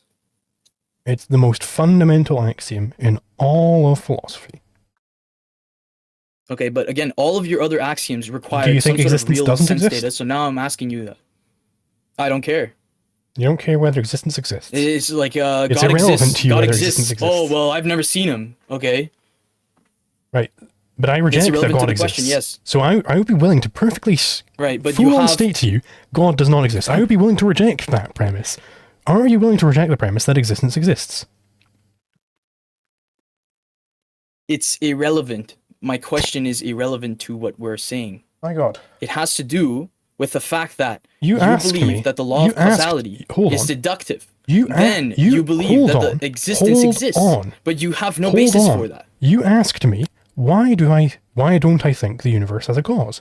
And I explained to you, it's the primacy of existence. Right? That we have to stop somewhere. No. You said existence exists. That's not the same. Why doesn't God have a cause? Why does God not have a cause? Mhm. Because God is not the universe. Well, my apple, I've got an apple in my pantry downstairs. That is not the universe, so does it not have a cause? It's inside of the universe, so necessarily it has to have a cause. It's part of that set. Okay, so why doesn't God have a cause? Because he's outside of the universe, Why does that mean he doesn't have a cause? right? This is just ontological. Why does that mean he doesn't Well, have again, a it's cause? ontological. What- Why does that mean he doesn't have a cause? I don't understand your question. It doesn't even make any sense. Why? Like if you had Hold like on, I'm asking you, why doesn't God have a cause? And you said, well, because he's outside of the universe. But why does that entail right. that he doesn't have a cause? And by the way, outside the universe is just a complete nonsense concept. We can get into that in a bit. Why? The fact that he's outside the universe, why does that imply he doesn't have a cause? So how it works is like this. You have the law of causality. And the only way you know of the law of causality, we both agree with this, is through sense data, right? So when you're begging a question like, well, how come something has a concept? The only valid answer is, well, either it has it or it doesn't, right? It's ontological. So when you're saying, well, when I say everything in the universe has a cause, right, which is like the very premises, or the very premise, sorry, then necessarily what is outside of the universe doesn't have a cause, right? It's part of the description. So I don't understand what you're asking me. It's like very fundamental. Okay, so is the universe in the universe? Is the universe in the universe? Yeah, the universe is itself in that way. Okay, and Is why it must itself? the universe have a cause? It's one of the laws by which we Which law? function by, right? It's one of the Which things law? which make us, right? Which law? It's a law that, again, it's just, again, it's the same way that you said existence exists, right? It's just that when we are in the universe, I'm willing to come out and say that I reject that everything has a cause. I reject that. Okay, Right? what's Are something you that willing doesn't to have a cause? reject that existence exists? Do I reject that? I don't reject. Again, it's not Okay, that so I then reject it's a that moot point, isn't it? So I reject that everything has a cause. You didn't understand what I was Why saying. must earlier. everything have a cause? You didn't understand what I was saying earlier. Name me something. Okay, basic teaching, basic empirics. Name me something that doesn't have a cause. The universe. And you can't say the universe because Why not? it's self-evident. Like it's literally self-evident to you. Why does that mean I can't use it? Because then I could just say God exists, and then you Nope. would say no, and I would just say, okay, too bad, and So- then we're so going to be in do the same you- situation. so do you right? You're reject? just gonna cut the language. Hold on. My goodness. Doesn't make any sense. So do you reject that? So you're holding then that everything has a cause, and that's why you're rejecting that the universe doesn't have a cause. So why does everything have a cause? No, not everything. Not everything. Okay. Well, all of which you know has a cause. That was the claim after I massaged it down for you. I know of the universe. You know of the universe. Presumably, you know of God. So that means that God has a cause. Whoops-a-daisies. That contradicts your third point here, that God does not have a cause. No, that doesn't make any sense. Do you know of God? Do contradictions have a cause as well? Do you know of God? Wait, hold on. Do contradictions have a cause themselves as well? No. Okay, so what are you talking about? I'm asking What the you. fuck are you talking about? I'm asking you whether you know of God. Do I know of God? Mhm. Do I know of the universe? Do you know of God? I'm asking you that question. Not do you know of tractors or do you know of apples? I'm asking, do you know of God? It's a weird. What do you mean by that? Like it's a very weird way of saying it. I'm just asking if you know of God. Okay, You heard of so him? maybe Do try you know about to him? like explain to me like knowledge of God. I have knowledge of God. Is that what you're saying? Yeah, do you have knowledge of God? Yeah, sure. I have knowledge of God. Yeah. Okay. All of which you know has a cause, by the way. So God has a cause, right? It's a premise. It works for you. It doesn't work for me necessarily. You said that you know of God. And all of which you know has a cause. No. So what is the cause no, of no, God? no. That was my argument. My argument was everything that is to know has a cause, right? In other words, once you know God, then you know there are things that do not have a cause, right? But you have to go top down. You can't just assume the opposite and then say, okay, it's a contradiction. No, because I'm again, just you reading- have to start top down. I'm just reading right? the premises as you gave them. Your premise one is all of which you know has a cause. And you also know of God. Is that true? And you said the first thing, Zulu, is that true? God does not have a cause. Zulu, is it true that all of which you know has a cause? No. Okay, what do you know that doesn't have a cause? The universe. Okay, how? Because not everything has a cause. Existence exists. The universe is eternal. It didn't come into being. You literally It just didn't circled that. come You just circled into out being. there. That is my claim. So how would you know that? Basically, this is the primacy of existence applied here, right? That you don't require... No, it's not. You don't... Asking what caused the universe to come about is the same as saying what caused existence to exist. As if existence didn't exist at some point, and then you needed to make it exist. Right? I reject that. because the primacy of consciousness Primacy of is a existence stolen has concept. primacy of existence has nothing to do whether or not existence exists or not. It only has to do with the idea that consciousness came after existence, right? You're begging the premise by doing this. It's not a, it's not logical. No, no. It's like saying birds fly. It's like saying I'm saying that the question, what caused the universe, is the same as saying what caused existence to exist, because the universe just means everything that exists. yeah, fair enough. And so But there is it's, nothing, again, there could be nothing outside the universe to cause it to exist. Doesn't make any sense. Okay. If so that thing anything that exists, exists is then in it would be within the universe. universe. So what are floating abstractions then? It's a concept that has no concrete referent. Okay, and what are abstractions? Concepts. Okay, and are abstractions in the universe? They're in your mind. So in some sense, they're in the universe, but they're not out there, right? Okay. The sense in which a concept exists. Okay, so is do all the abstractions in your mind, do all the abstractions have a cause? Yeah. They all have a cause. Mm-hmm. Okay, so the universe. No, again, you're making the pointer error. You're pointing towards the abstraction within your mind, the universe, the concept, the universe within your mind. That has a cause, but not the universe itself. The thing that the concept universe points at. That doesn't have a cause. Okay, so in that way, I know of God, don't I? Sure, so and all of which you know has a cause. So what is the cause of God? Okay, so again, this is why when you say existence exists, it's invalid or irrelevant to the conversation. Because in that same way, I can make that claim, and I could say it still doesn't have a cause, and yet there's no way of proving it or disproving it. It's just a I'm just asserting that you just have a blatant contradiction by your in your definition, argument. No, I don't. Yes, You you have do. the contradiction. You're literally I'm never in your arguing glue. for something that you believe in. Right, so the first premise in your argument is all of which you know has a cause. And then your conclusion is that something does not have a cause. All birds fly. All birds fly. Okay. Did you want to go somewhere with that? Not all birds fly. Okay. Are you wanting to go somewhere with this?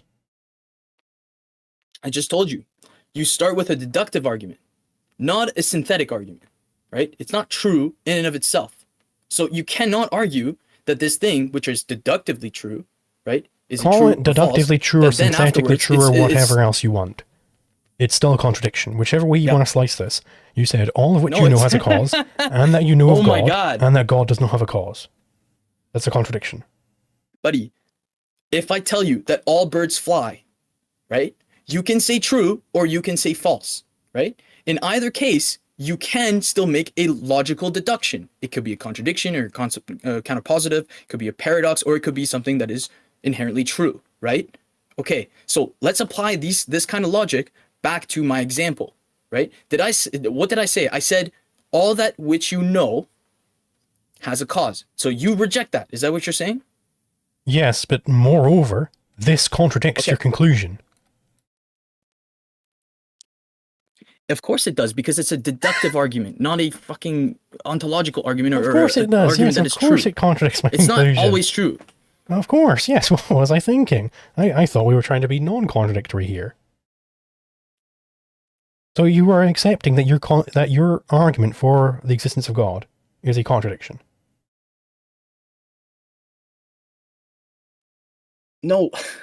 Oh my God. No, so it's not of course, when you're endorsing contradiction, it's going to be both ways. Argument. Do you know what an argument by contradiction is? Mm-hmm. Okay, so how does it work? Basically, what you say is this thing implies A implies B. B is a contradiction, right? Therefore, not A. Okay. So in what way is my argument not a contradiction? How would I argue I'm something saying that it is a not contradiction, so for why would God? I bring out what in which ways it isn't a contradiction? I mean, premise 1 doesn't contradict Okay, premise so 2. So so you got there fine, what I'm but your saying conclusion is contradicts premise literally 1. what I'm saying. Okay, so here's the thing, Zulu. What I'm literally saying to you is if I applied the same logic you apply to existence, it would still fall into a contradiction, Go which on. is why your philosophy wouldn't work. Go on. So again, if we go back to what we were saying, if I replace God in my example, right, and I replace it with existence, you would still fall into a contradiction, which means your philosophy wouldn't work. Well, So that my we're in argument the scenario would, where you would be in a logical deadlock. hold on. My argument would not be all of which you know have a cause. If they have a cause, then epistemically they must come from somewhere. And the first thing, existence, does not have a cause. That would not be my argument. That's your argument for God. I don't understand. That's not my argument for existence. Okay, what you're saying is you're literally saying that this argument is bad, therefore God doesn't exist. I'm saying your argument. Yet from the beginning, I said this is Hold one of on. the arguments for God. Hold on. I'm saying your argument is just a flagrant, blatant contradiction. It must be rejected. It's a argument from contradiction. Ergo, it is. No, it's not an argument from contradiction. I'm telling you, this is not what an argument from contradiction means. This is not P implies Q, Q is false, therefore not P. That is not what we have here. It pretty much is. Like you are like again. If you go back to what Okay, we were label saying, P and Q in this argument. This is what you were saying. I want you to label P and Q. Are you ready? Okay. So you got P1 and P2, right? No, I'm not talking about your premises. I'm talking about P implies Q, so whatever statement P is, Q is a contradiction. Therefore, okay, sure. not so P. All has a cause. Okay. P implies Q. All has a cause. It comes from somewhere, right? What would P be? P explicitly, is what all would has P a be? cause. Okay, so everything this that you whole know thing has is a P, cause. so immediately we're not in the right form because it should be P implies Q. So the first statement should be like if something, then something else. Oh, sorry, yeah. So it's everything has a cause. Then Hold on. they come from somewhere. Okay, so it's if everything has a cause, then it must come from. Then everything. Then it comes from some, like it has an origination. Come from somewhere. It originates from somewhere. Okay, so that would be if everything has a cause would be P, and then everything must come from somewhere would be Q. Okay, with you so far. Yes. And then so your next statement would be everything does not come from somewhere. Does not come from somewhere. Or it is not the case that everything comes from somewhere. Well, that'd be not Q. So conclusion, it is not the case that everything has a cause. That is a completely different argument, and in fact, it contradicts what you're saying down here. I think you got confused there. Hold on a sec. I mean, this is the argument, and also this isn't proof by contradiction. This is just regular modus tollens, but whatever. No, hold on.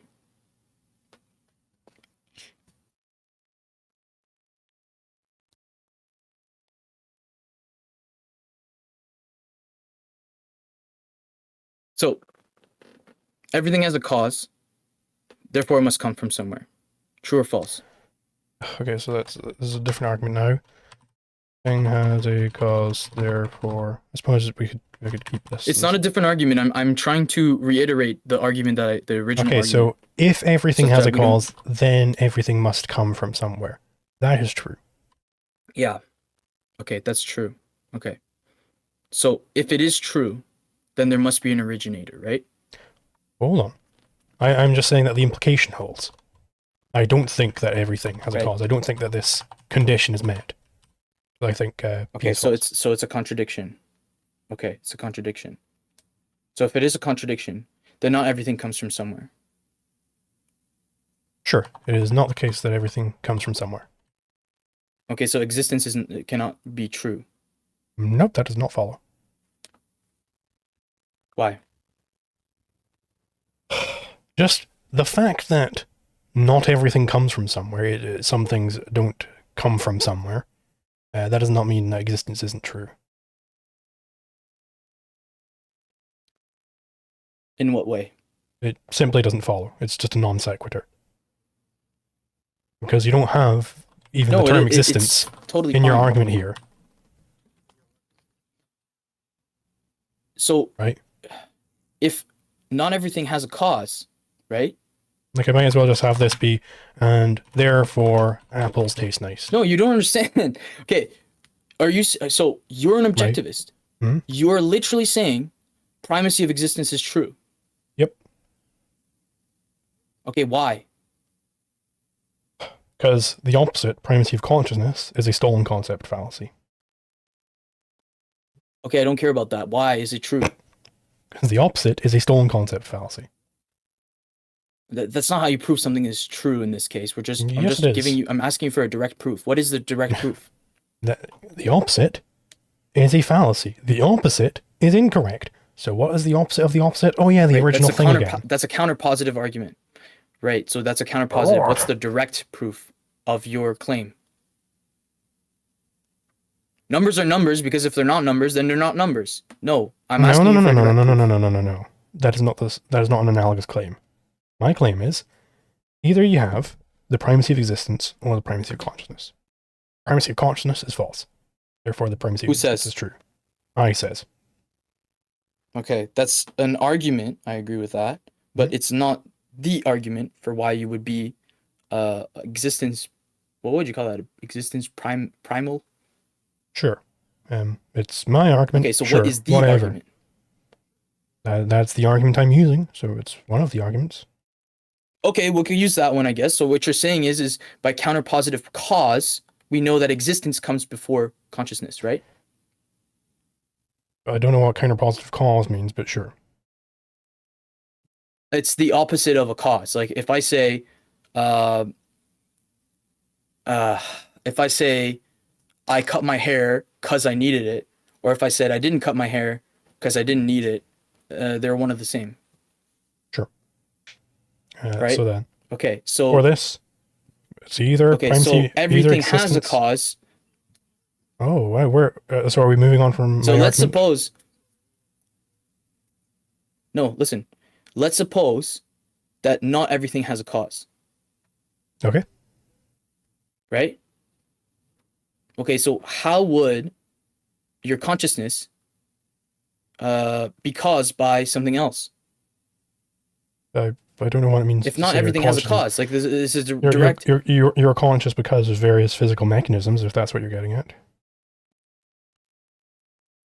Right, which is a cause. Sure. I disagree with this usage of cause, but I'll go with it for now. What I'm categorically trying to assert, and you're not following, I don't know why, is that what I'm literally saying is that in my proof, if you get it right, then consciousness has a cause, right? If consciousness has a cause, then necessarily it must come from somewhere, right? Okay, now in the second case, you reject that. You say, no, not everything because existence has a cause, or existence doesn't have a cause, right? Well, in this case, that means that not everything has a cause, which means now I can independently look at consciousness and existence. No problem, right? Okay. It's in the imaginary, and again, the imaginary doesn't need a cause. You said it yourself. So in both cases, you're conflating law of causality with basically like how we look at counterpositive proofs. Like you have to actually understand that if consciousness has a cause, then the cause cannot be something that is not of the thing. It must have some definitional reason. You understand? I don't know why it has to have some definitional reason. I'll explain where consciousness arises from. Your body is... I mean, we come from what? Hold on. Your body is constituted in some certain way. It is what it is. And it acts accordingly. And the way it acts accordingly isn't what it is by being conscious. Not. You think it isn't what it is. Okay. Right. So we're going back to endorsing contradictions again. No. I'm saying that. Of Sorry, course this is a not, sarcastic and we comment are, because and what we're you're not. literally saying, Zulu, because what you're literally saying is I am wrong because I'm wrong, Nope. and I'm wrong You're not wrong because you're I'm right. wrong. That's pretty much what you finish by. Nope. So why am I wrong? In which specific claim? Because you've made a whole bunch of them. I can explain why your argument here is wrong, cosmological argument. because it's just a straight up contradiction. That's why that one's wrong. Also, it just doesn't follow, as you'd why is it a expect with a contradiction?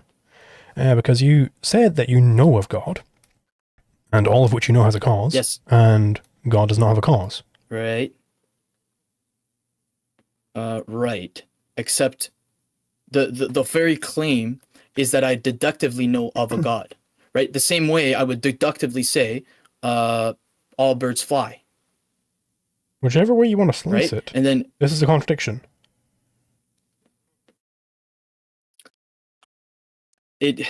Okay, so what you're saying is that you don't understand what I'm saying. No, I understand perfectly well Because what you're saying. like I have literally shown you, I've literally shown you however way we slice it, not only if I were wrong, then you were also wrong. You're in the same No, boat you as haven't me. shown I that. literally showed it I to know you. you think you've shown that, Yes, I but you did. haven't. Because I explained to you, my argument would not be of this form. I gave you my argument, and sure enough, it wasn't of this form.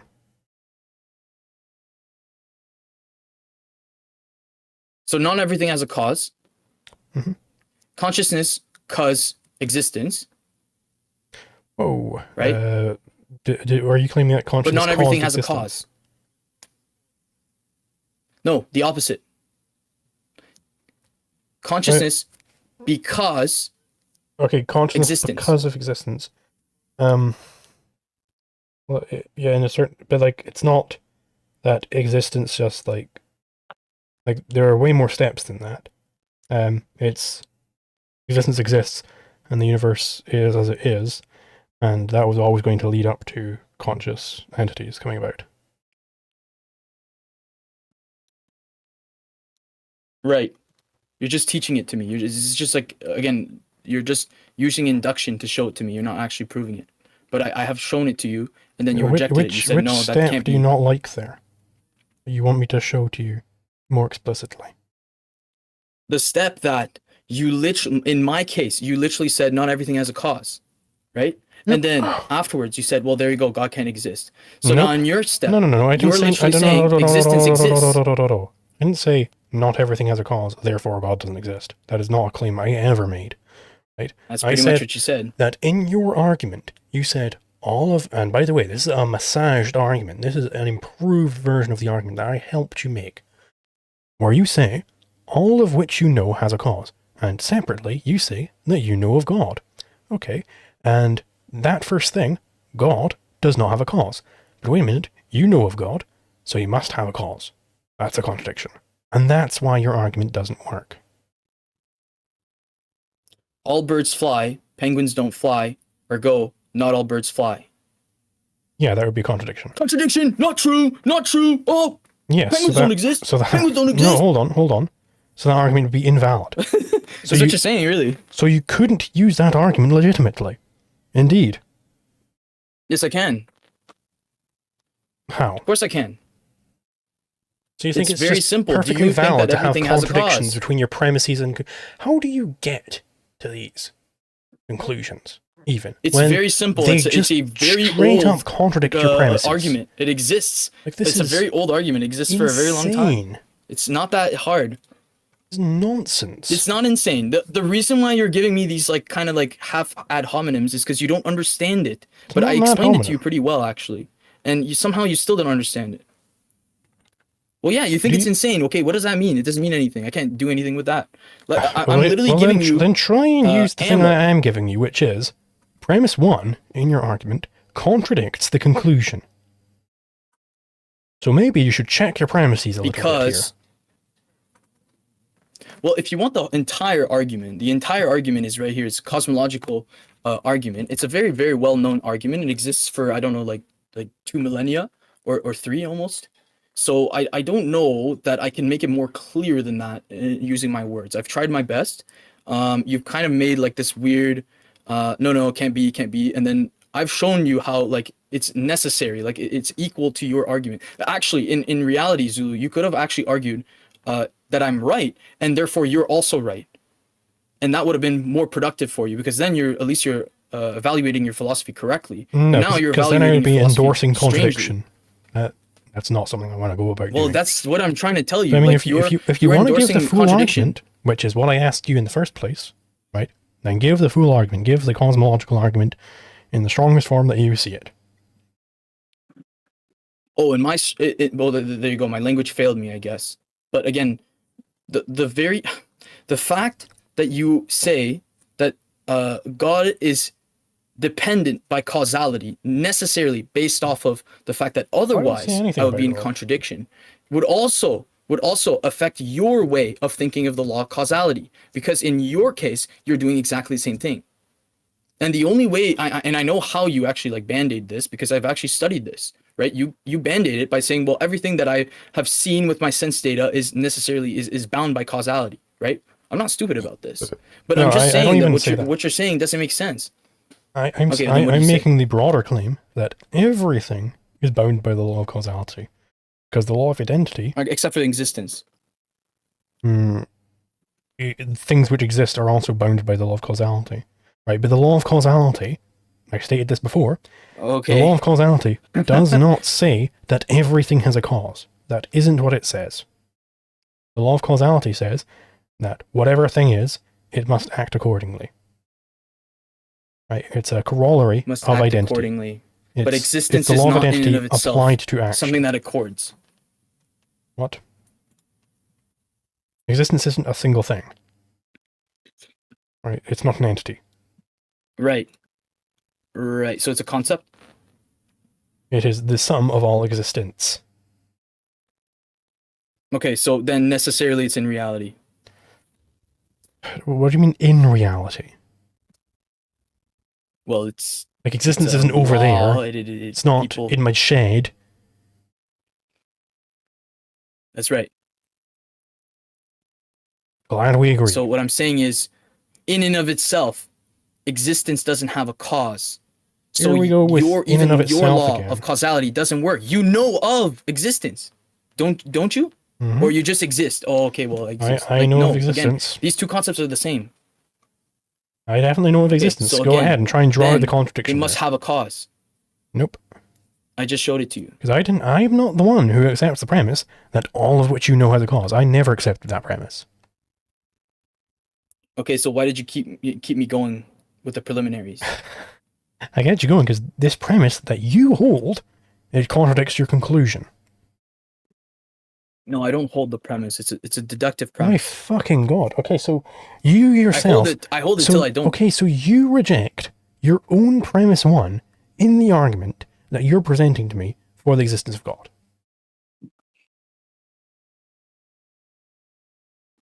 You didn't understand me. It's okay. We can move forward from this. I don't really care for it anymore. So what you're saying is, in other words, hold on. Let me look at my notes real quick. So you look at the law of causality deductively. Anything that exists must have a causal order. Is that a way I could put it? Yeah. Everything that exists obeys causality. Okay. So if I tell you that I believe God exists, what would be the cause of this belief? Maybe you smoked it a bunch. exists, Maybe you right? smoked a In bunch of other words. drugs, and maybe you're just a straight up evader. Maybe some family member died, and you wanted it all to mean something. I don't know why you believe in God.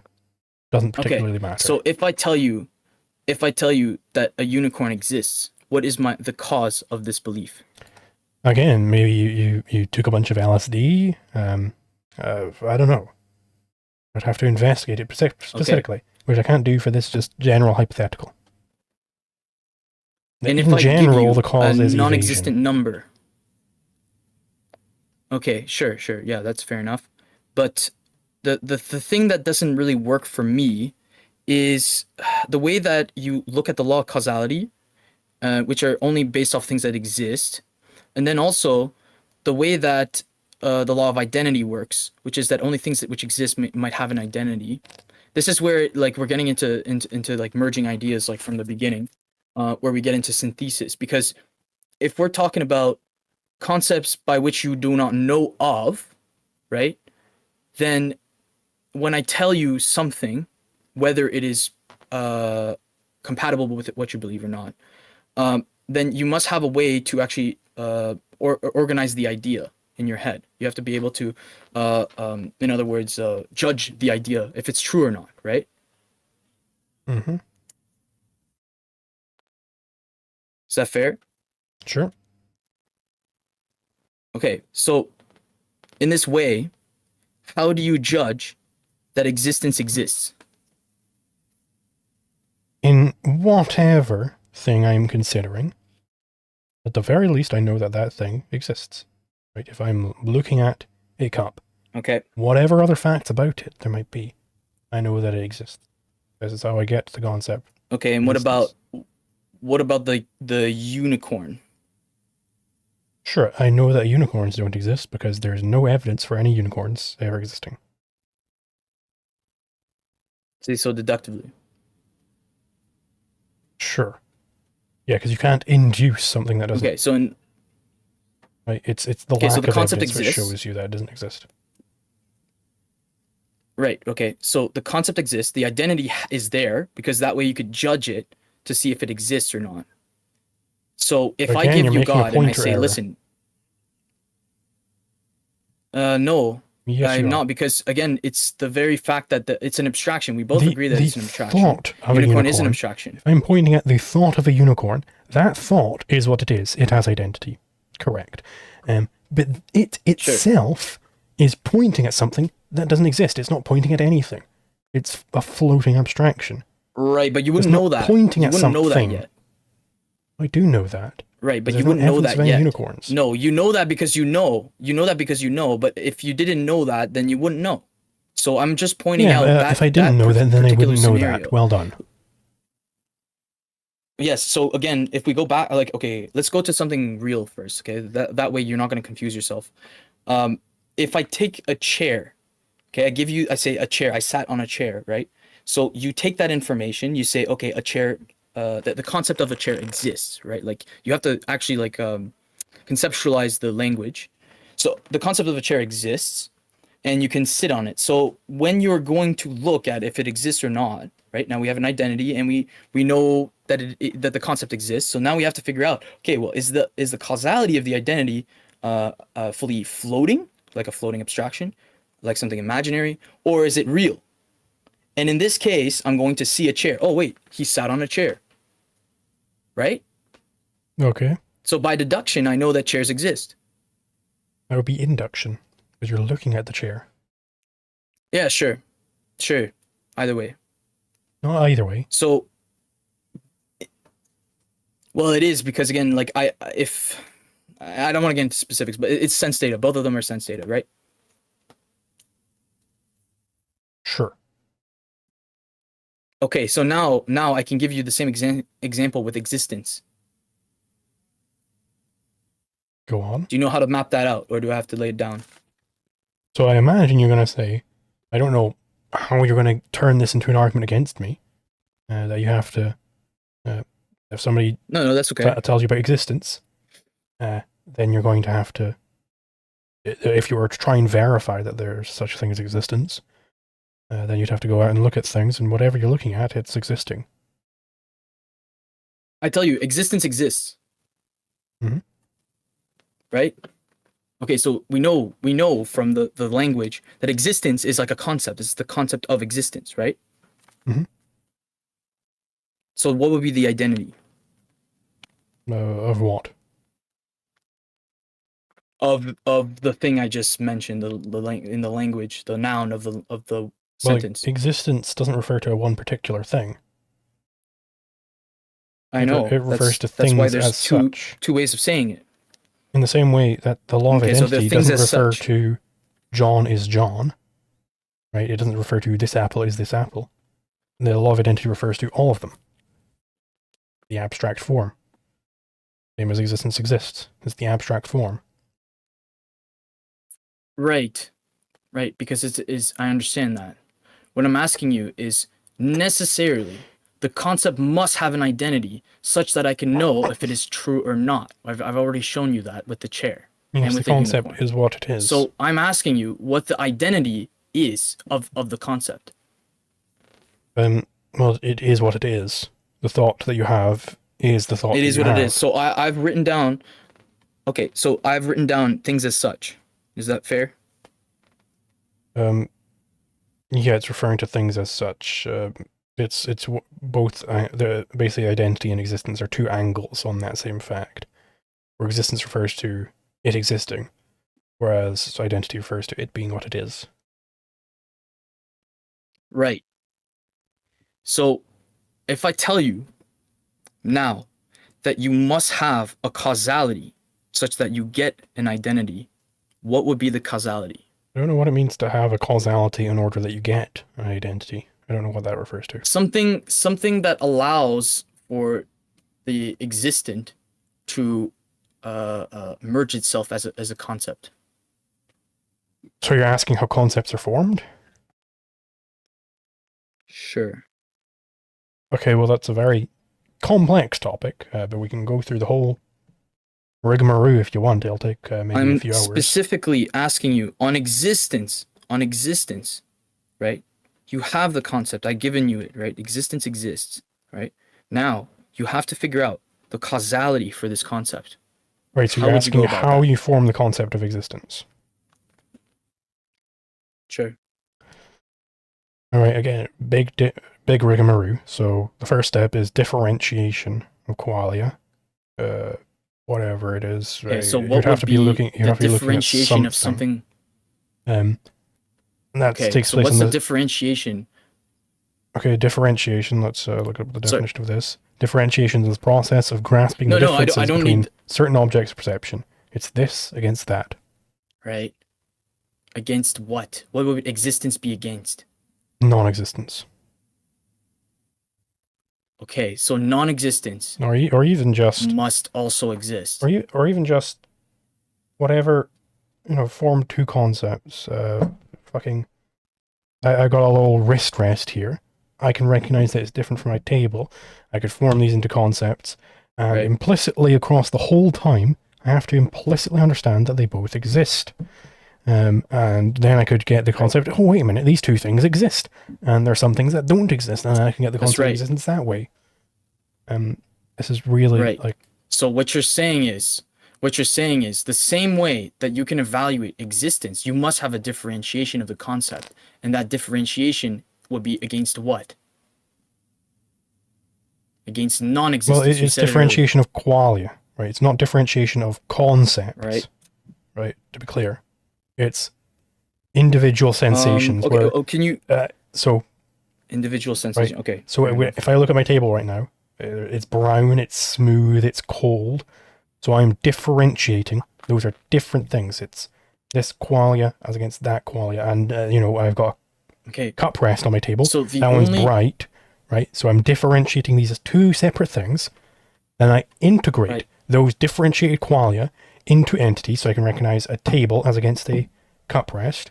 And then I differentiate the existence is a entities. So qualia. this is a different thing from the table. Then it's abstraction of the different differentiated entities. That's where you form the concept. Then it's integration of the concepts into the final concept, which is when you stamp the label onto it. That's right. So you're saying that the concept of existence is a qualia. And so it must be differentiated with something of the same nature. Isn't it self-qualia because existence is the concept? This table isn't a qualia. Yes, I said the concept of existence, yes. The concept, so existence, you get it from qualia. You're getting whatever qualia it would be, just some blur, whatever it would be, right? And from that, you can recognize that there are things that exist. And then from there, you can get to the concept of existence. What would be an opposing qualia You're from existence? ignoring the specific qualia that you're seeing, and you'd say, well, it could be of any form. Right. So what will be the other forms? You want me to list off every possible thing that could exist? I'm not going to do that. No, I want to say No, because that's not differentiating. That would just be synonymizing or whatever, like creating the multiple ideas that could be categorized. I'm talking about you have a basket with existence in it, and the only way you know, otherwise it's a blur, like you said, is based off of other baskets that must have of similar No, again qualia. no, no, So no, what would no, that no, be? no, no, no, no, no. I'm saying that you're differentiating the qualia, right? That is the claim I'm making. On the Right. very, very, very, very, Okay. very first level of forming a concept, you're differentiating qualia. So hot as against cold, as against bright, as against dark, all these different things. You're Okay, so recognizing you're that saying existence against dark. you're recognizing that some sensations are different from other sensations. This sensation as against that Right. sensation.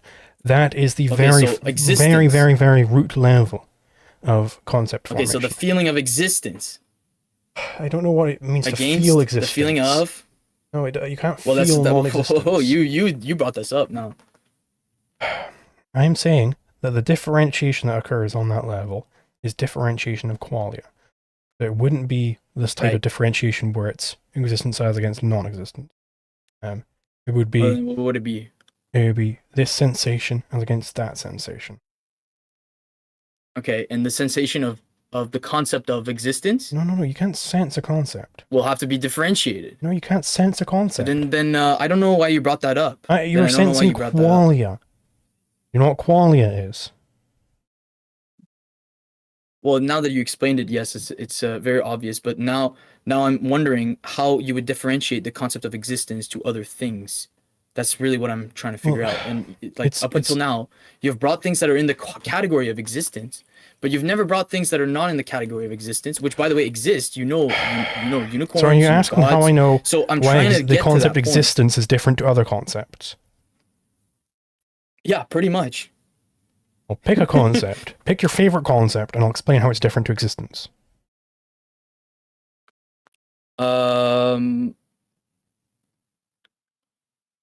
Existence. That's this. You picked the same one there. Pick any. Well, yeah, but you don't have a causality. Different. So Yeah. maybe you don't know how to differentiate concepts. I'm getting that. No. I know, because here's the problem. Here's the problem. No. Here's the problem. Zulu.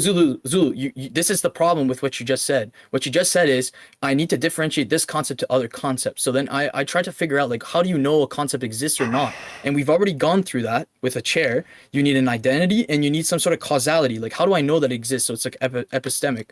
So in that way, I'm trying to figure out how you're going to differentiate the concept of existence in and of itself. It's going to have to be with your identity and your causality. That way you can judge it. So now I'm trying to figure out what are you going to judge it by. I brought you non-existence. You said, no, it can't be, blah, blah, blah. I'm trying to figure out, like, how is that causality going to be solved? You brought up non-existence as you're sensing existence as against non-existence. I said, no. You don't sense non-existence. You can't sense something that doesn't exist. Oh, that's semantic. I'm not even talking, like we both understand that I said existence exists. It's semantic. I literally said existence exists. So that's your sense data. So you have to sense the concept that is forming necessarily. You sense the qualia and you use the qualia to form the concept. You don't sense the concept. Okay. So I have formed the concept. So what do I have to have for the concept to exist? You have to have a mind with a conceptual faculty. Okay, to create the concept. Right, which includes? I don't know what you mean includes. What includes? Identity. It includes an identity. I don't think it includes also identity. I think it is what it is. Oh, so you're saying there can be a concept without an identity? It's as if you're asserting it like the concept is some sort of a box, and in that box we decide, oh yeah, we'll throw identity into there. It doesn't contain identity. Identity refers to the fact that it is what it is. Right. I mean, they're the same in my language, but that's okay. Again, it has identity, right? Sure. Okay. It has causality, right? I don't know what it means by saying has causality. causality. Like there must be a cause such that I can know the concept. Like it's not an actual entity is the thing. It doesn't act. It's not an actual entity. Yeah. Can it be can it refer to an entity? It can refer to entities. Okay, yes. so there must be a causality for that. Those entities Right, so obey it has to be a causality. causality for that. Those entities obey causality, not the mental entity. No, the which is the concepts as well. concept. The concepts as well, right? No, I'm not no, gonna. no. It's not like I come out of the factory. It's not like I come out of the factory and I know what a chair is. I need to actually have the Yep, concept you of need the chair. to And the only way I learn can these do things that through is with this specific causal. means. I agree, because you obey causality. I agree that you obey causality, but the concepts in your head aren't acting, because they are not actual entities. They are mental abstractions. It's like another way I could say it. It's like a concept. The formation of the concept has a cause. It has an origin, in other words. Mm-hmm. That cause being the specific so what's the constitution of your origin? brain and your sensory apparatus. Sure. And through that you form Sure. concepts. So what is the right? So what is the again, epistemic, right? So what's the origin of the concept of existence in your head?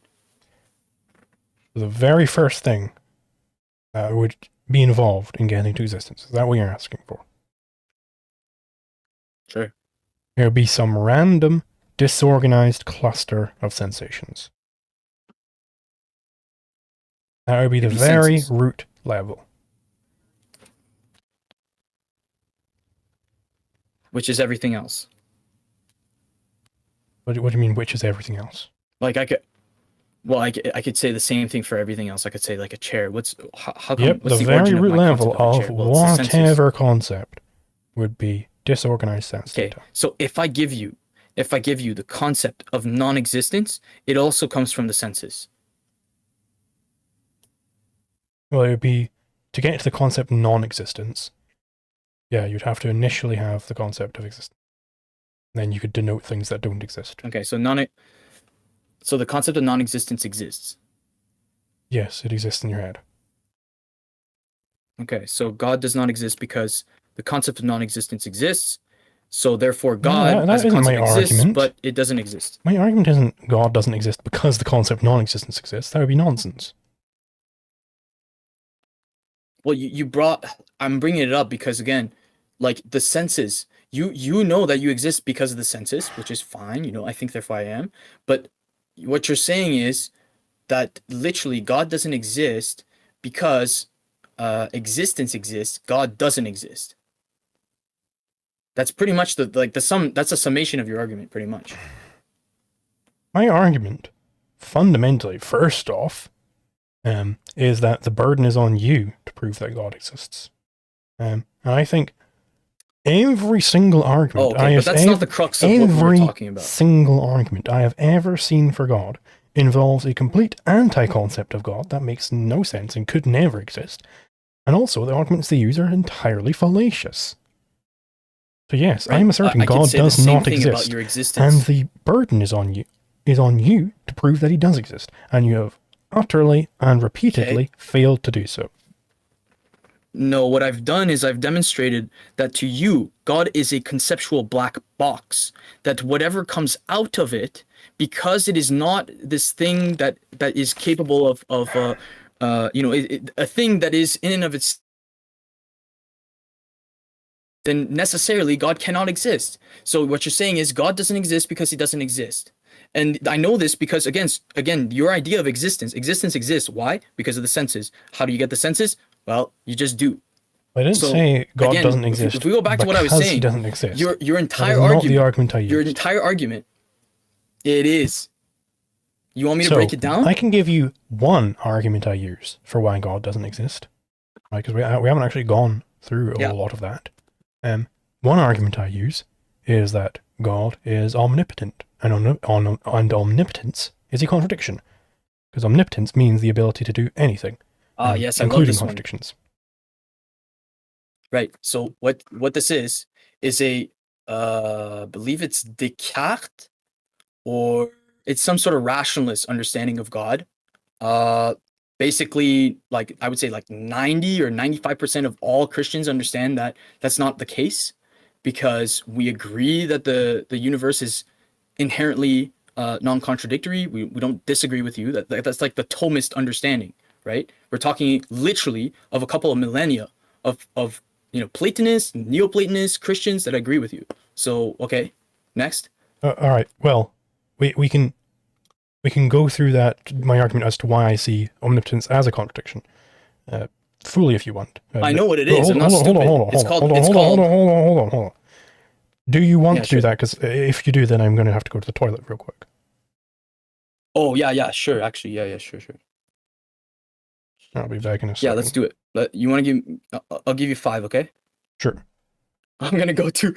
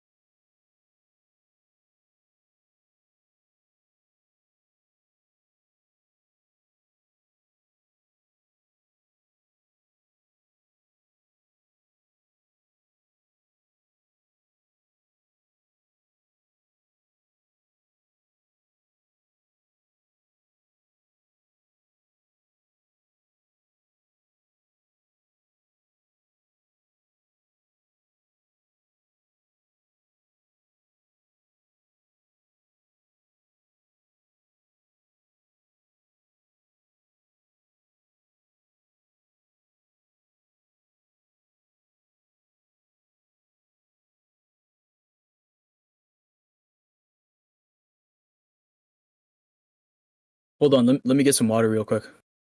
Yeah.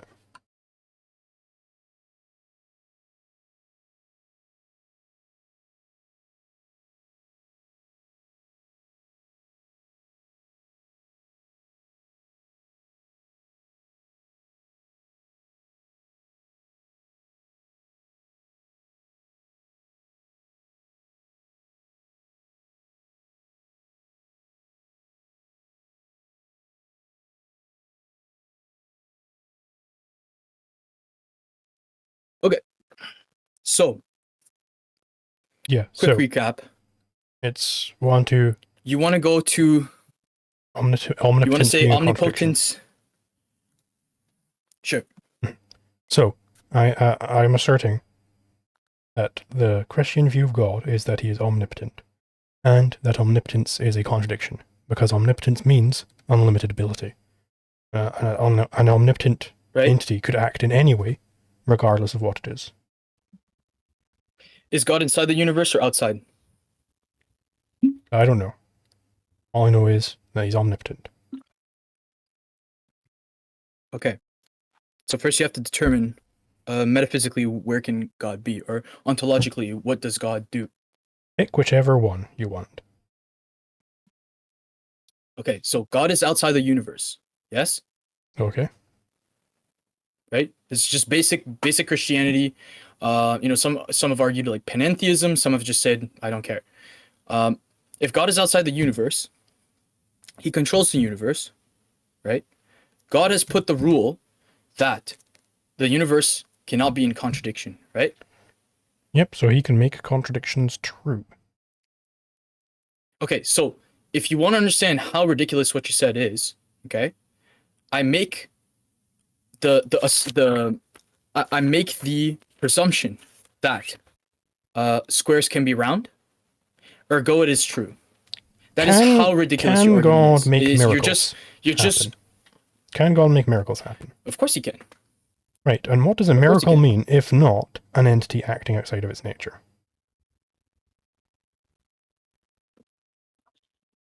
A miracle is. It's not about the essential of the miracle. It's about the epistemic proof of the miracle. I'll give you an example. Okay. The fact that Jesus walked on water, and I bet you've never heard of this before. The fact that Jesus walked on water is not the miracle. Sounds like a miracle to me. Okay, maybe from your standards, I understand. But the actual fact of the miracle is the idea that our epistemology is suspended such that the extraordinary happens. Okay? That's the miracle. In other words, you have never seen such a thing. And you will never see such a thing. Wait. God suspends epistemology, i.e. the theory of how you acquire knowledge. So presumably that means your that, epistemology, the practical epistemology. All right, and presumably that means that you can't come to know anything.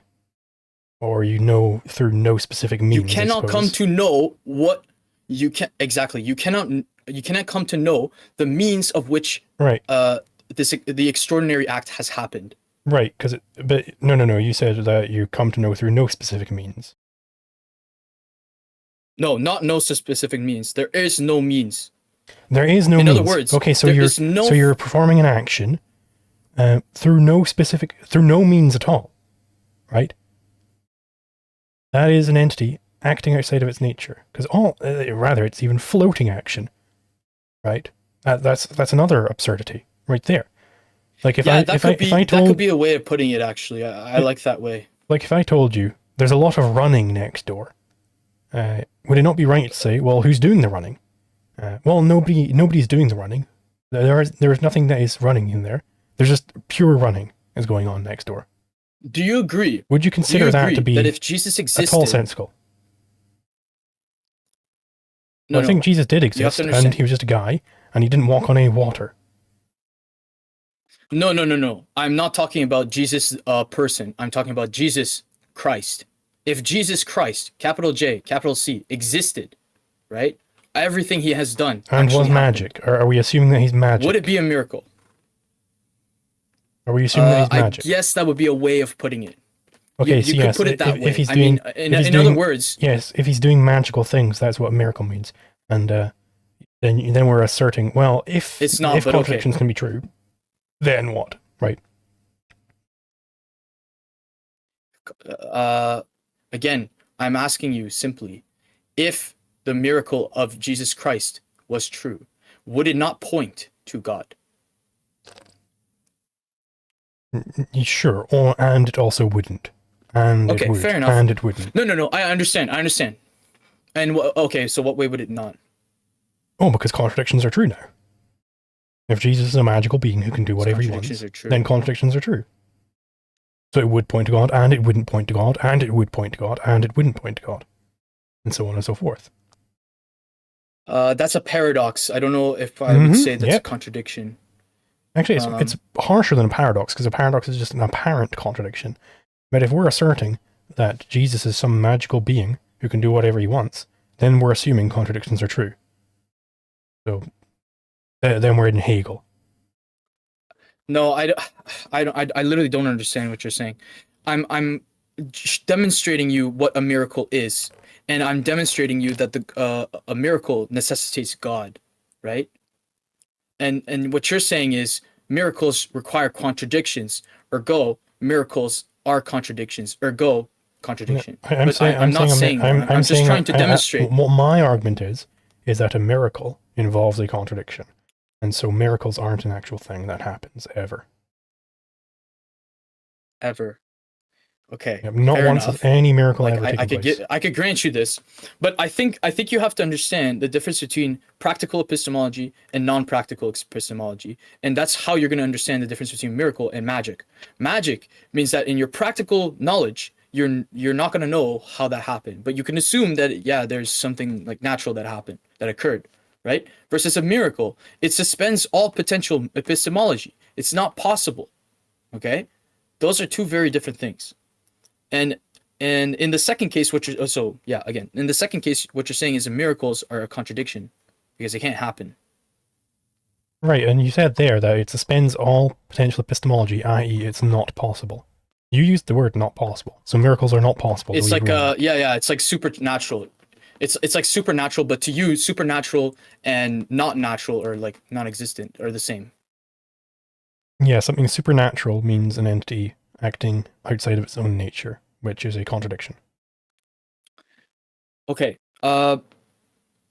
Is a prophet a miraculous man or a magical man? He's an insane man, or a con artist. No.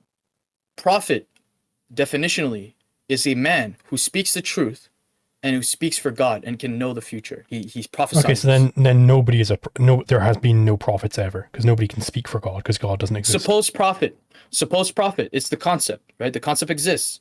So would a prophet be a miracle man or a magic man? I assume he would be a magic man, but again, and he wouldn't be a magic man, because then we have contradictions being true.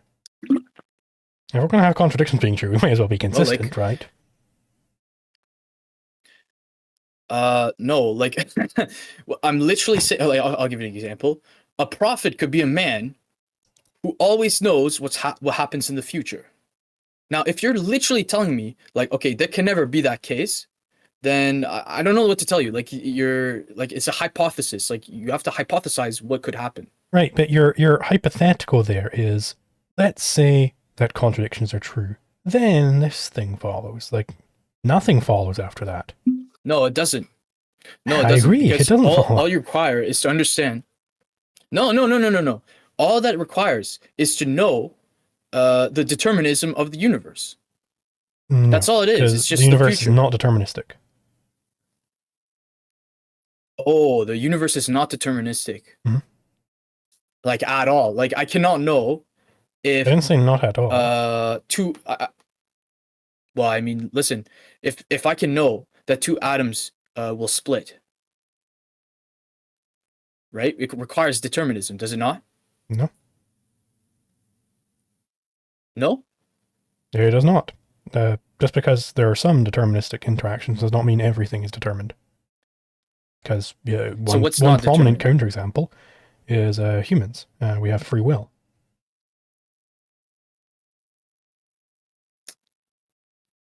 Okay.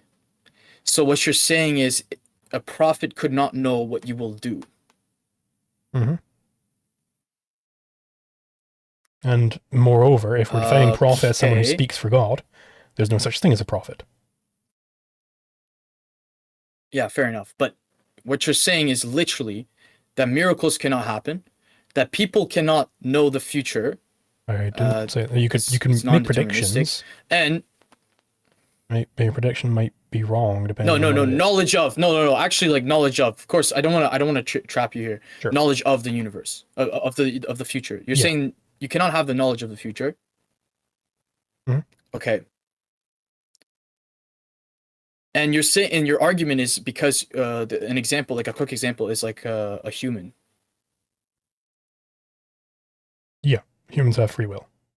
So, okay, but if I know the nature of a human, would it not follow that I can know what he will do vaguely? It does not follow. You might be able to guess, but it would be a guess. So your guessing might have pretty high accuracy.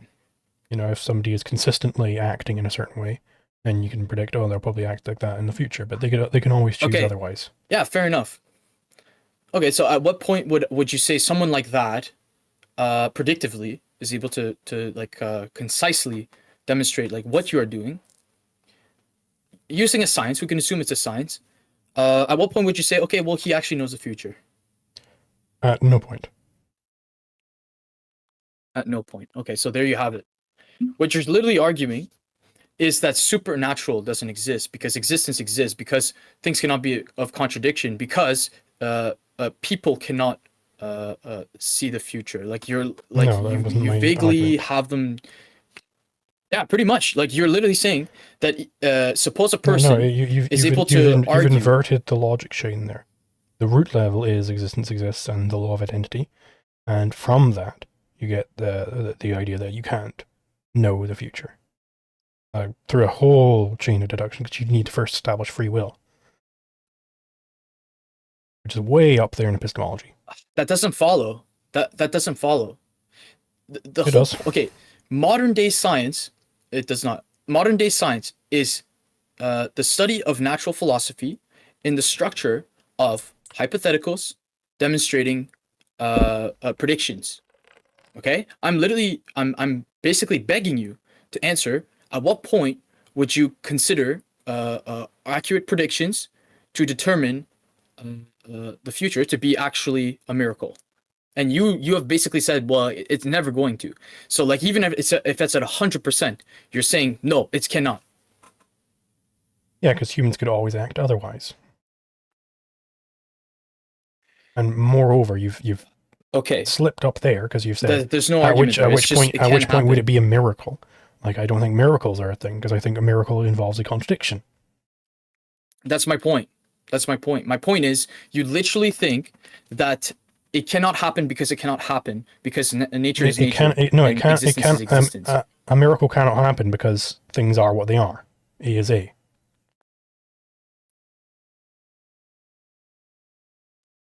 That doesn't follow. Yes, it does. So Miracles are miracles. Okay, great. A is A. Everything is what it is. Therefore, it acts accordingly. Yes. That is the law of causality, right? How would you know And how it acts?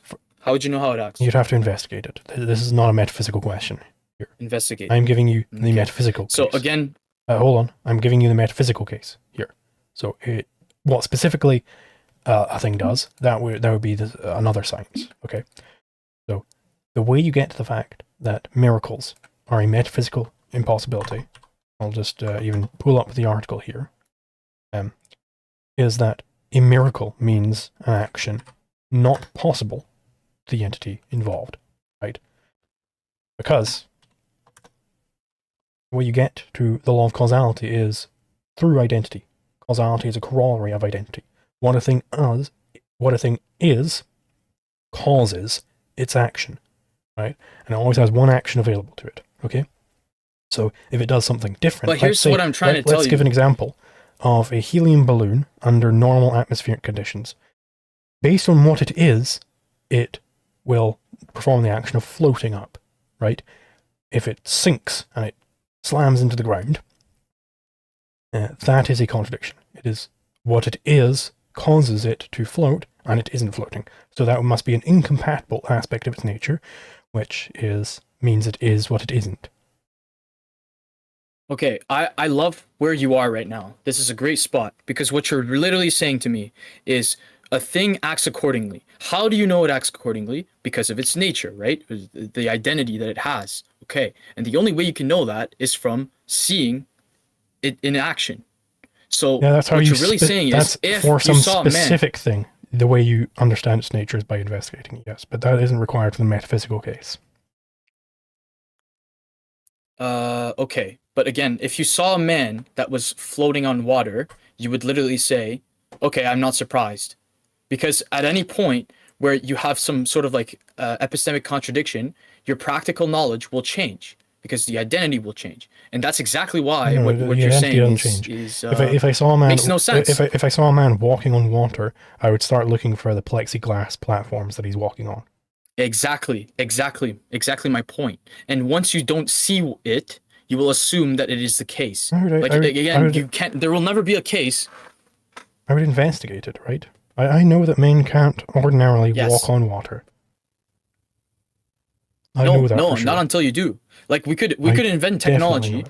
that allows you to walk on water, and you would, and then Yeah, so afterwards you would say, "Oh, okay, we if I did it." saw him wearing Like, big floaty shoes, then I go, okay, yeah, that's those floaty shoes. right. And yet, that's not really what we're talking about with prophecies, right? We're not talking about like, okay, well, we have this like practical epistemology. We kind of know what things are, and so on and so forth. We're talking about like absolute possibility and proving the contrary of it. That's what we're talking about. And those two things are not correlated, right? In your view, any epistemology has to be from the sense data. In my view, there is this kind of like omniscience that happens because guess what? The whole universe has causality, so necessarily we can know what can happen, right? This higher No. knowledge, and we know that God exists because there, even with the higher knowledge, that there are still some inconsistencies or contradictions that can happen. Paradoxes, for instance, is a very good example of that. You cannot have this like logical faculty that we base everything on, and then somehow you have self contradictions in the logical faculty. That's not Well, you possible. don't. So that's a really good example. Right, but you don't have self-contradiction within the faculty of reason. Of course you do. Of Name course you one. do. All the time. Give an example. All right. Look up. Look up. Okay. I'm looking up. No. I will be looking it up for you. Okay. Don't worry. So do you agree with the mathematical paradoxes are actually like they're self contradictions? So They require I think an extra a set of paradox axioms. is an apparent contradiction, which means you need to check your premises. You need to check your premises. So it is a contradiction. Contradictions don't exist. So if you have some contradiction, then you're incorrect. You've made a mistake. Right. So a paradox is just a contradiction. It's an apparent contradiction. In what way would it be apparent? It looks like a Like if I contradiction. said, it if I said quacks like a contradiction, but things that exist aren't actually contradictions. okay, I understand. So what do you think of an oxymoron? So an oxymoron means two terms that contradict each other, and you've placed them together. Right. So is that a paradox? Sure. And an oxymoron, Okay. you don't actually get those in reality, because contradictions don't exist. That which is, that which isn't. I mean, you can. Nope. I mean, you can technically. Like, you could have a skinny fat guy, and what we're really talking about in one case would be BMI, and the other case would be I don't know, some sort of like other quality. But then you're just right? conflating different things, so then it wouldn't be an actual contradiction there. It wouldn't be an actual Okay. oxymoron. Do you think? Okay. Do you think that circular reasoning is a type of contradiction or paradox? I don't think it's necessarily a contradiction. It's just circular reasoning. It's A because B because A. Okay, but if I use circular reasoning in any case of logics, what would that be? There would just be a straight up fallacy. Be a fallacy. And what are fallacies? A fallacy is when you're making an argument with an incorrect form. Incorrect form. But wouldn't that be a contradiction of conclusions? Well, it could be a contradiction, but in this case, it's a circular argument might be perfectly, consistent within itself, but it doesn't follow because you haven't actually terminated it at any point. Okay. But that's not in and of itself a fallacy. Or sorry, a contradiction. It might not involve contradiction. It might involve contradictions though. I would argue that it is a contradiction in and of itself because it begs a question that is not in the scope of the argument. So like if I have this logic and I answer the logic with external force, then it cannot solve the internal logic, the internal set. So it has to be a contradiction or a paradox either way. Sure, call it a contradiction if you want. Or are you leading up to something with this? Okay, so here's an example. Yeah. The example is for instance a Zeno's paradox. The paradox is a man wishes to walk at the end of a path, right? I think you've heard about this one before, Mhm. right? Yeah. Okay, so he's going in a straight line from 0 to any number, n number, let's say 100, right? Okay, and he's going to go. He's always going to go. He's gonna arrive at the halfway stage before he arrives at the goal, right? Mm-hmm. Okay, is that true? Yep. Okay, so it's a true. It's valid. What I said is valid. Mm-hmm. Okay, so in what way would he? When would he arrive at his goal? Depends on how fast he's going. But anytime he goes at the halfway stage, Mhm. he will now have to go to the halfway stage once again. Mhm. Okay, so he's never going to arrive. That does not follow. So the error you're making there What way? is you're treating infinity as an actual rather than a potential. Because you're saying, hey, look at this. I can subdivide this line forever. And that is indeed true. You can subdivide that line forever. But that does not imply that the line is infinitely subdivided. At any given stage of subdivision, it's finitely subdivided. This is Aristotle taught us this 2,000 odd years ago. So you disagree with recursive logic? Yes. So how do you do recursive logic? You can't. So recursive logic, the way I'm understanding that, is something like, this statement is false. I disagree that that is at all a sensical question or statement. I think So what's the causality of of the statement? I think this statement is false means just as much as glip de glip gadabadagidoo. Those are equally meaningful, i.e. they're both meaningless. Neither of them Right, but I can still actually mean anything. They don't have any truth value. Okay. But glippity gloop will not create any kind of meaningful mathematics or systems of mathematics, whereas what I just said with the dichotomy paradox, it does. No. It creates an actual set. No, you can't get any meaningful mathematics with recursive logic or treating infinity as an actual. Hold on. So you're saying you're denying recursive sets, is what you're saying? Yeah. And by the way, modern set theory also denies recursive sets. For the exact reason that I'm bringing up. Unless you're some kind of quack. I don't know that that's true. Like, again, if I can Like this is the whole point of Zermelo-Franco set theorem. Right? Here. That they had to get rid of this problem of recursion. Okay, but it's a problem, but that doesn't mean it's not true. Like, you can use recursion all the time, and that will create sets. So it cannot be that it's mathematically computable. Actually, I am completely writing off recursive statements as being meaningful at all. Right? Okay, but okay. Well, you threw out a shit ton of mathematics just now, but okay, fair enough. Yes, for the exact reason that I'm avoiding Russell's paradox. And including Russell himself, anybody who wants to allow recursive statements like that, they will fall into the exact same problem, and they all bemoan, oh my god, this is such a problem, oh my god, how are we going to deal with this? You just don't allow recursion. Simple as that. Okay, so what logic allows you to do that? Well, I can go over the example of the lies paradox. So when I say this statement is false, what does this statement mean there? Right? So either it means the statement by which you have mentioned. There are two possibilities. Either it means literally the words, this statement, in which case this statement can't be true or false. Okay, so it's not that.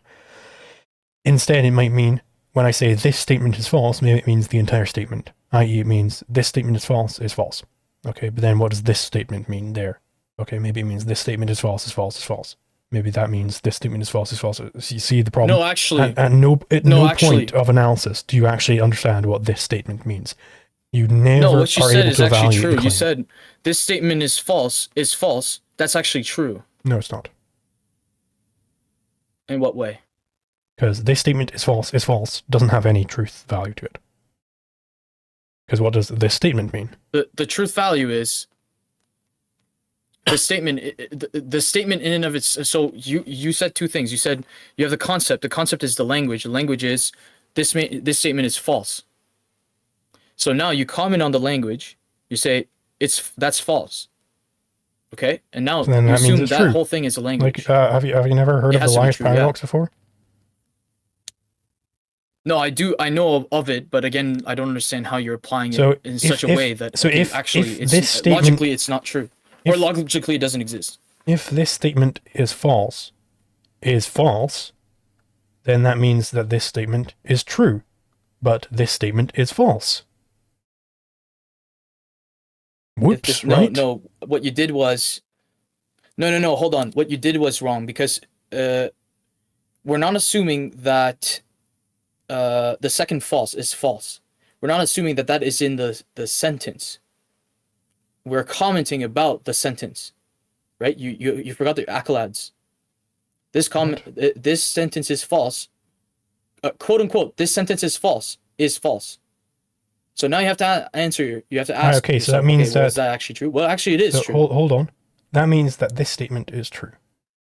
Okay, but we started the way we got to this Yes. statement is false is by starting off with this statement is false. So this statement is true and this statement is false. That's right. Contradiction. That's That's right, so exactly it's why you can't logical. allow recursion. No, it's logical. It's logical. Okay. Again, what you're saying is, okay, this statement is false. We both What does agree this that's statement mean false, right? This statement is the statement in and of itself, the language that is actually spoken. Specifically, has when been, you just said sensed right there, as a sentence. just right then when you said this statement is false, what did you mean by this statement? The statement by which I am mentioning. What would that be? The statement is literally the statement is false. Okay, and when you say that, what do you mean by this statement? It is the statement by which I have mentioned. I can't really get clearer than that. I And don't know. what statement would that be? Why are you asking me this again? I am demonstrating to you the problem with recursion and why you can't allow recursion. Because at no point are we able to understand what this statement refers to. Because we have it that this statement is false. Okay. Okay, what does this statement But my mean? It means question this is in statement is that- false, and this but statement in my that means question- this statement is false, and this statement in that means this Right, statement is right, false. You never get what this statement is. Yes. Okay, but here's the problem, Zulu. I'm not asking you if you should accept it. That is a arbitrary term that it's your prerogative. You can accept whatever you want, right? I'm asking you if it actually is logical, if it actually exists. It's not logical. And by all accounts, it actually exists. Because if I go and I say, I'll give you an example, a really good, because you see I'm French, right? So there's like a really good joke in French. It's you have two guys. One of them is named Pet, and the other one is named Repeat, right? But in French, they're rhymes. So if I give you the sentence like it's a joke, so it's not gonna be funny because I'm fucking like literally explaining it to you. But what I'm saying is the joke is like this. It's like Pete and Repeat are on a boat. Pete falls in the water. So who's left? All right. So you can answer the question, right? The question is logical. It's true. It's a real question. It's totally logical. And you say repeat. Okay. The joke is now I have to repeat the question, right? Or the question. But the thing is, it's like just because I did that doesn't mean that this is like some sort of like infinite recursion that is paradoxical or contradictory or whatever the fuck. Right, It's just that it's not you're a able to statement. understand the irony of the joke. Right, because that's not a statement. Right, that's just a play on words of like, oh, it sounds like he's Yes. telling you to repeat the claim, but How did you it know it actually was a means play that- on words? Because I wasn't born 2 days ago. That's how I know it. So Okay, that is so actually there's a some perfectly epistemic hold on. standard. That is not actually a recursive scenario. What you've laid out there. It is literally the case that Repeat, the man named Repeat, is still on the boat, and Pet. or Right. Pete So that's has exactly fallen what off you were the boat. doing to me earlier. No, it's not right? exactly So the that's same. exactly what you were doing to It's me. not exactly the same, and I'll explain why. Because in the liar's paradox, when you say this statement is false, this statement refers to itself. That is recursion. Yes. The Pete and repeat joke doesn't have any self-reference. Well, yeah, it refers to the beginning of the joke. That's I think that's self-referent if I'm not mistaken. And also, the only No, reason you're it able doesn't to refer detect to the it beginning of is the because you joke. have epistemic standard. No. The joke is that you make an equivocation between the guy repeat Yes. and the command repeat. Yes. That is the joke. That is That's not right. self-reference. Yeah. Self-reference is this statement It's refers to itself, or this statement is cool. both are arbitrary. Both are arbitrary. When I speak to you, I'm giving you sense, and you get to decide whatever you want to do with it. So whether you want to consider repeat as the person or repeat as the repeat the question, they're the same. In both cases, there's a self-referent. The self-referent is this statement and repeat. So we're talking about the same thing here. But the thing that I'm really mentioning is that hold on, I gotta reread what I was saying. Well, I think I'm running out of time now, so we could cap the debate there. Okay. I don't know if we're going to get anywhere. Okay. Well, Well, I suppose I I'll... think that the big issue that you're causing, I think that the big issue that you're causing is twofold. The first issue is you believe that everything is like that all senses are epistemic, so there are things that are relatively absolute, like for instance like the law of causality. But then there are some things that are not relatively absolute, even though you got there thanks to relatively absolute things, which are senses, right? Like you think, therefore, you must have been, right? Which is fair, whatever. But then you do the same thing with God, and you suppose that God cannot exist because, why? Because you have some sort of like understanding of nature. And this is again like just like a practical epistemology. It has nothing to do with the absolutes. It has to do with relative absolutes. So that's your real issue here. And again, if you look at like what we've been talking about here, like it's very clear. You think a paradox is the same as a contradiction, but you're able to dissect the difference such that you cannot actually like in a sentence, in a single sentence with preliminaries and a conclusion, you can tell already. You have some sort of pardon my expression, but a fuzzy logic that allows you to actually categorize what kind of paradox you're looking at and how come. So there must have been this higher logic that you used. Okay, and by the way, this is synthesis. This is literally what I use every day. But you use this higher logic that allows you to understand paradoxes, contradictions, and so on and so forth. So there must be some sort of logic that you're working on that allows for non-existence to function. And that's the whole point here. Sure. Well, it's twofold. So, The first point. The first point. I'll The just first point cap is it off there. that We can maybe discuss this another time. okay. No worries. Yeah. See. Yeah. If you like the debate, I don't know if you. Sorry. Have a good day. Alrighty. Oop.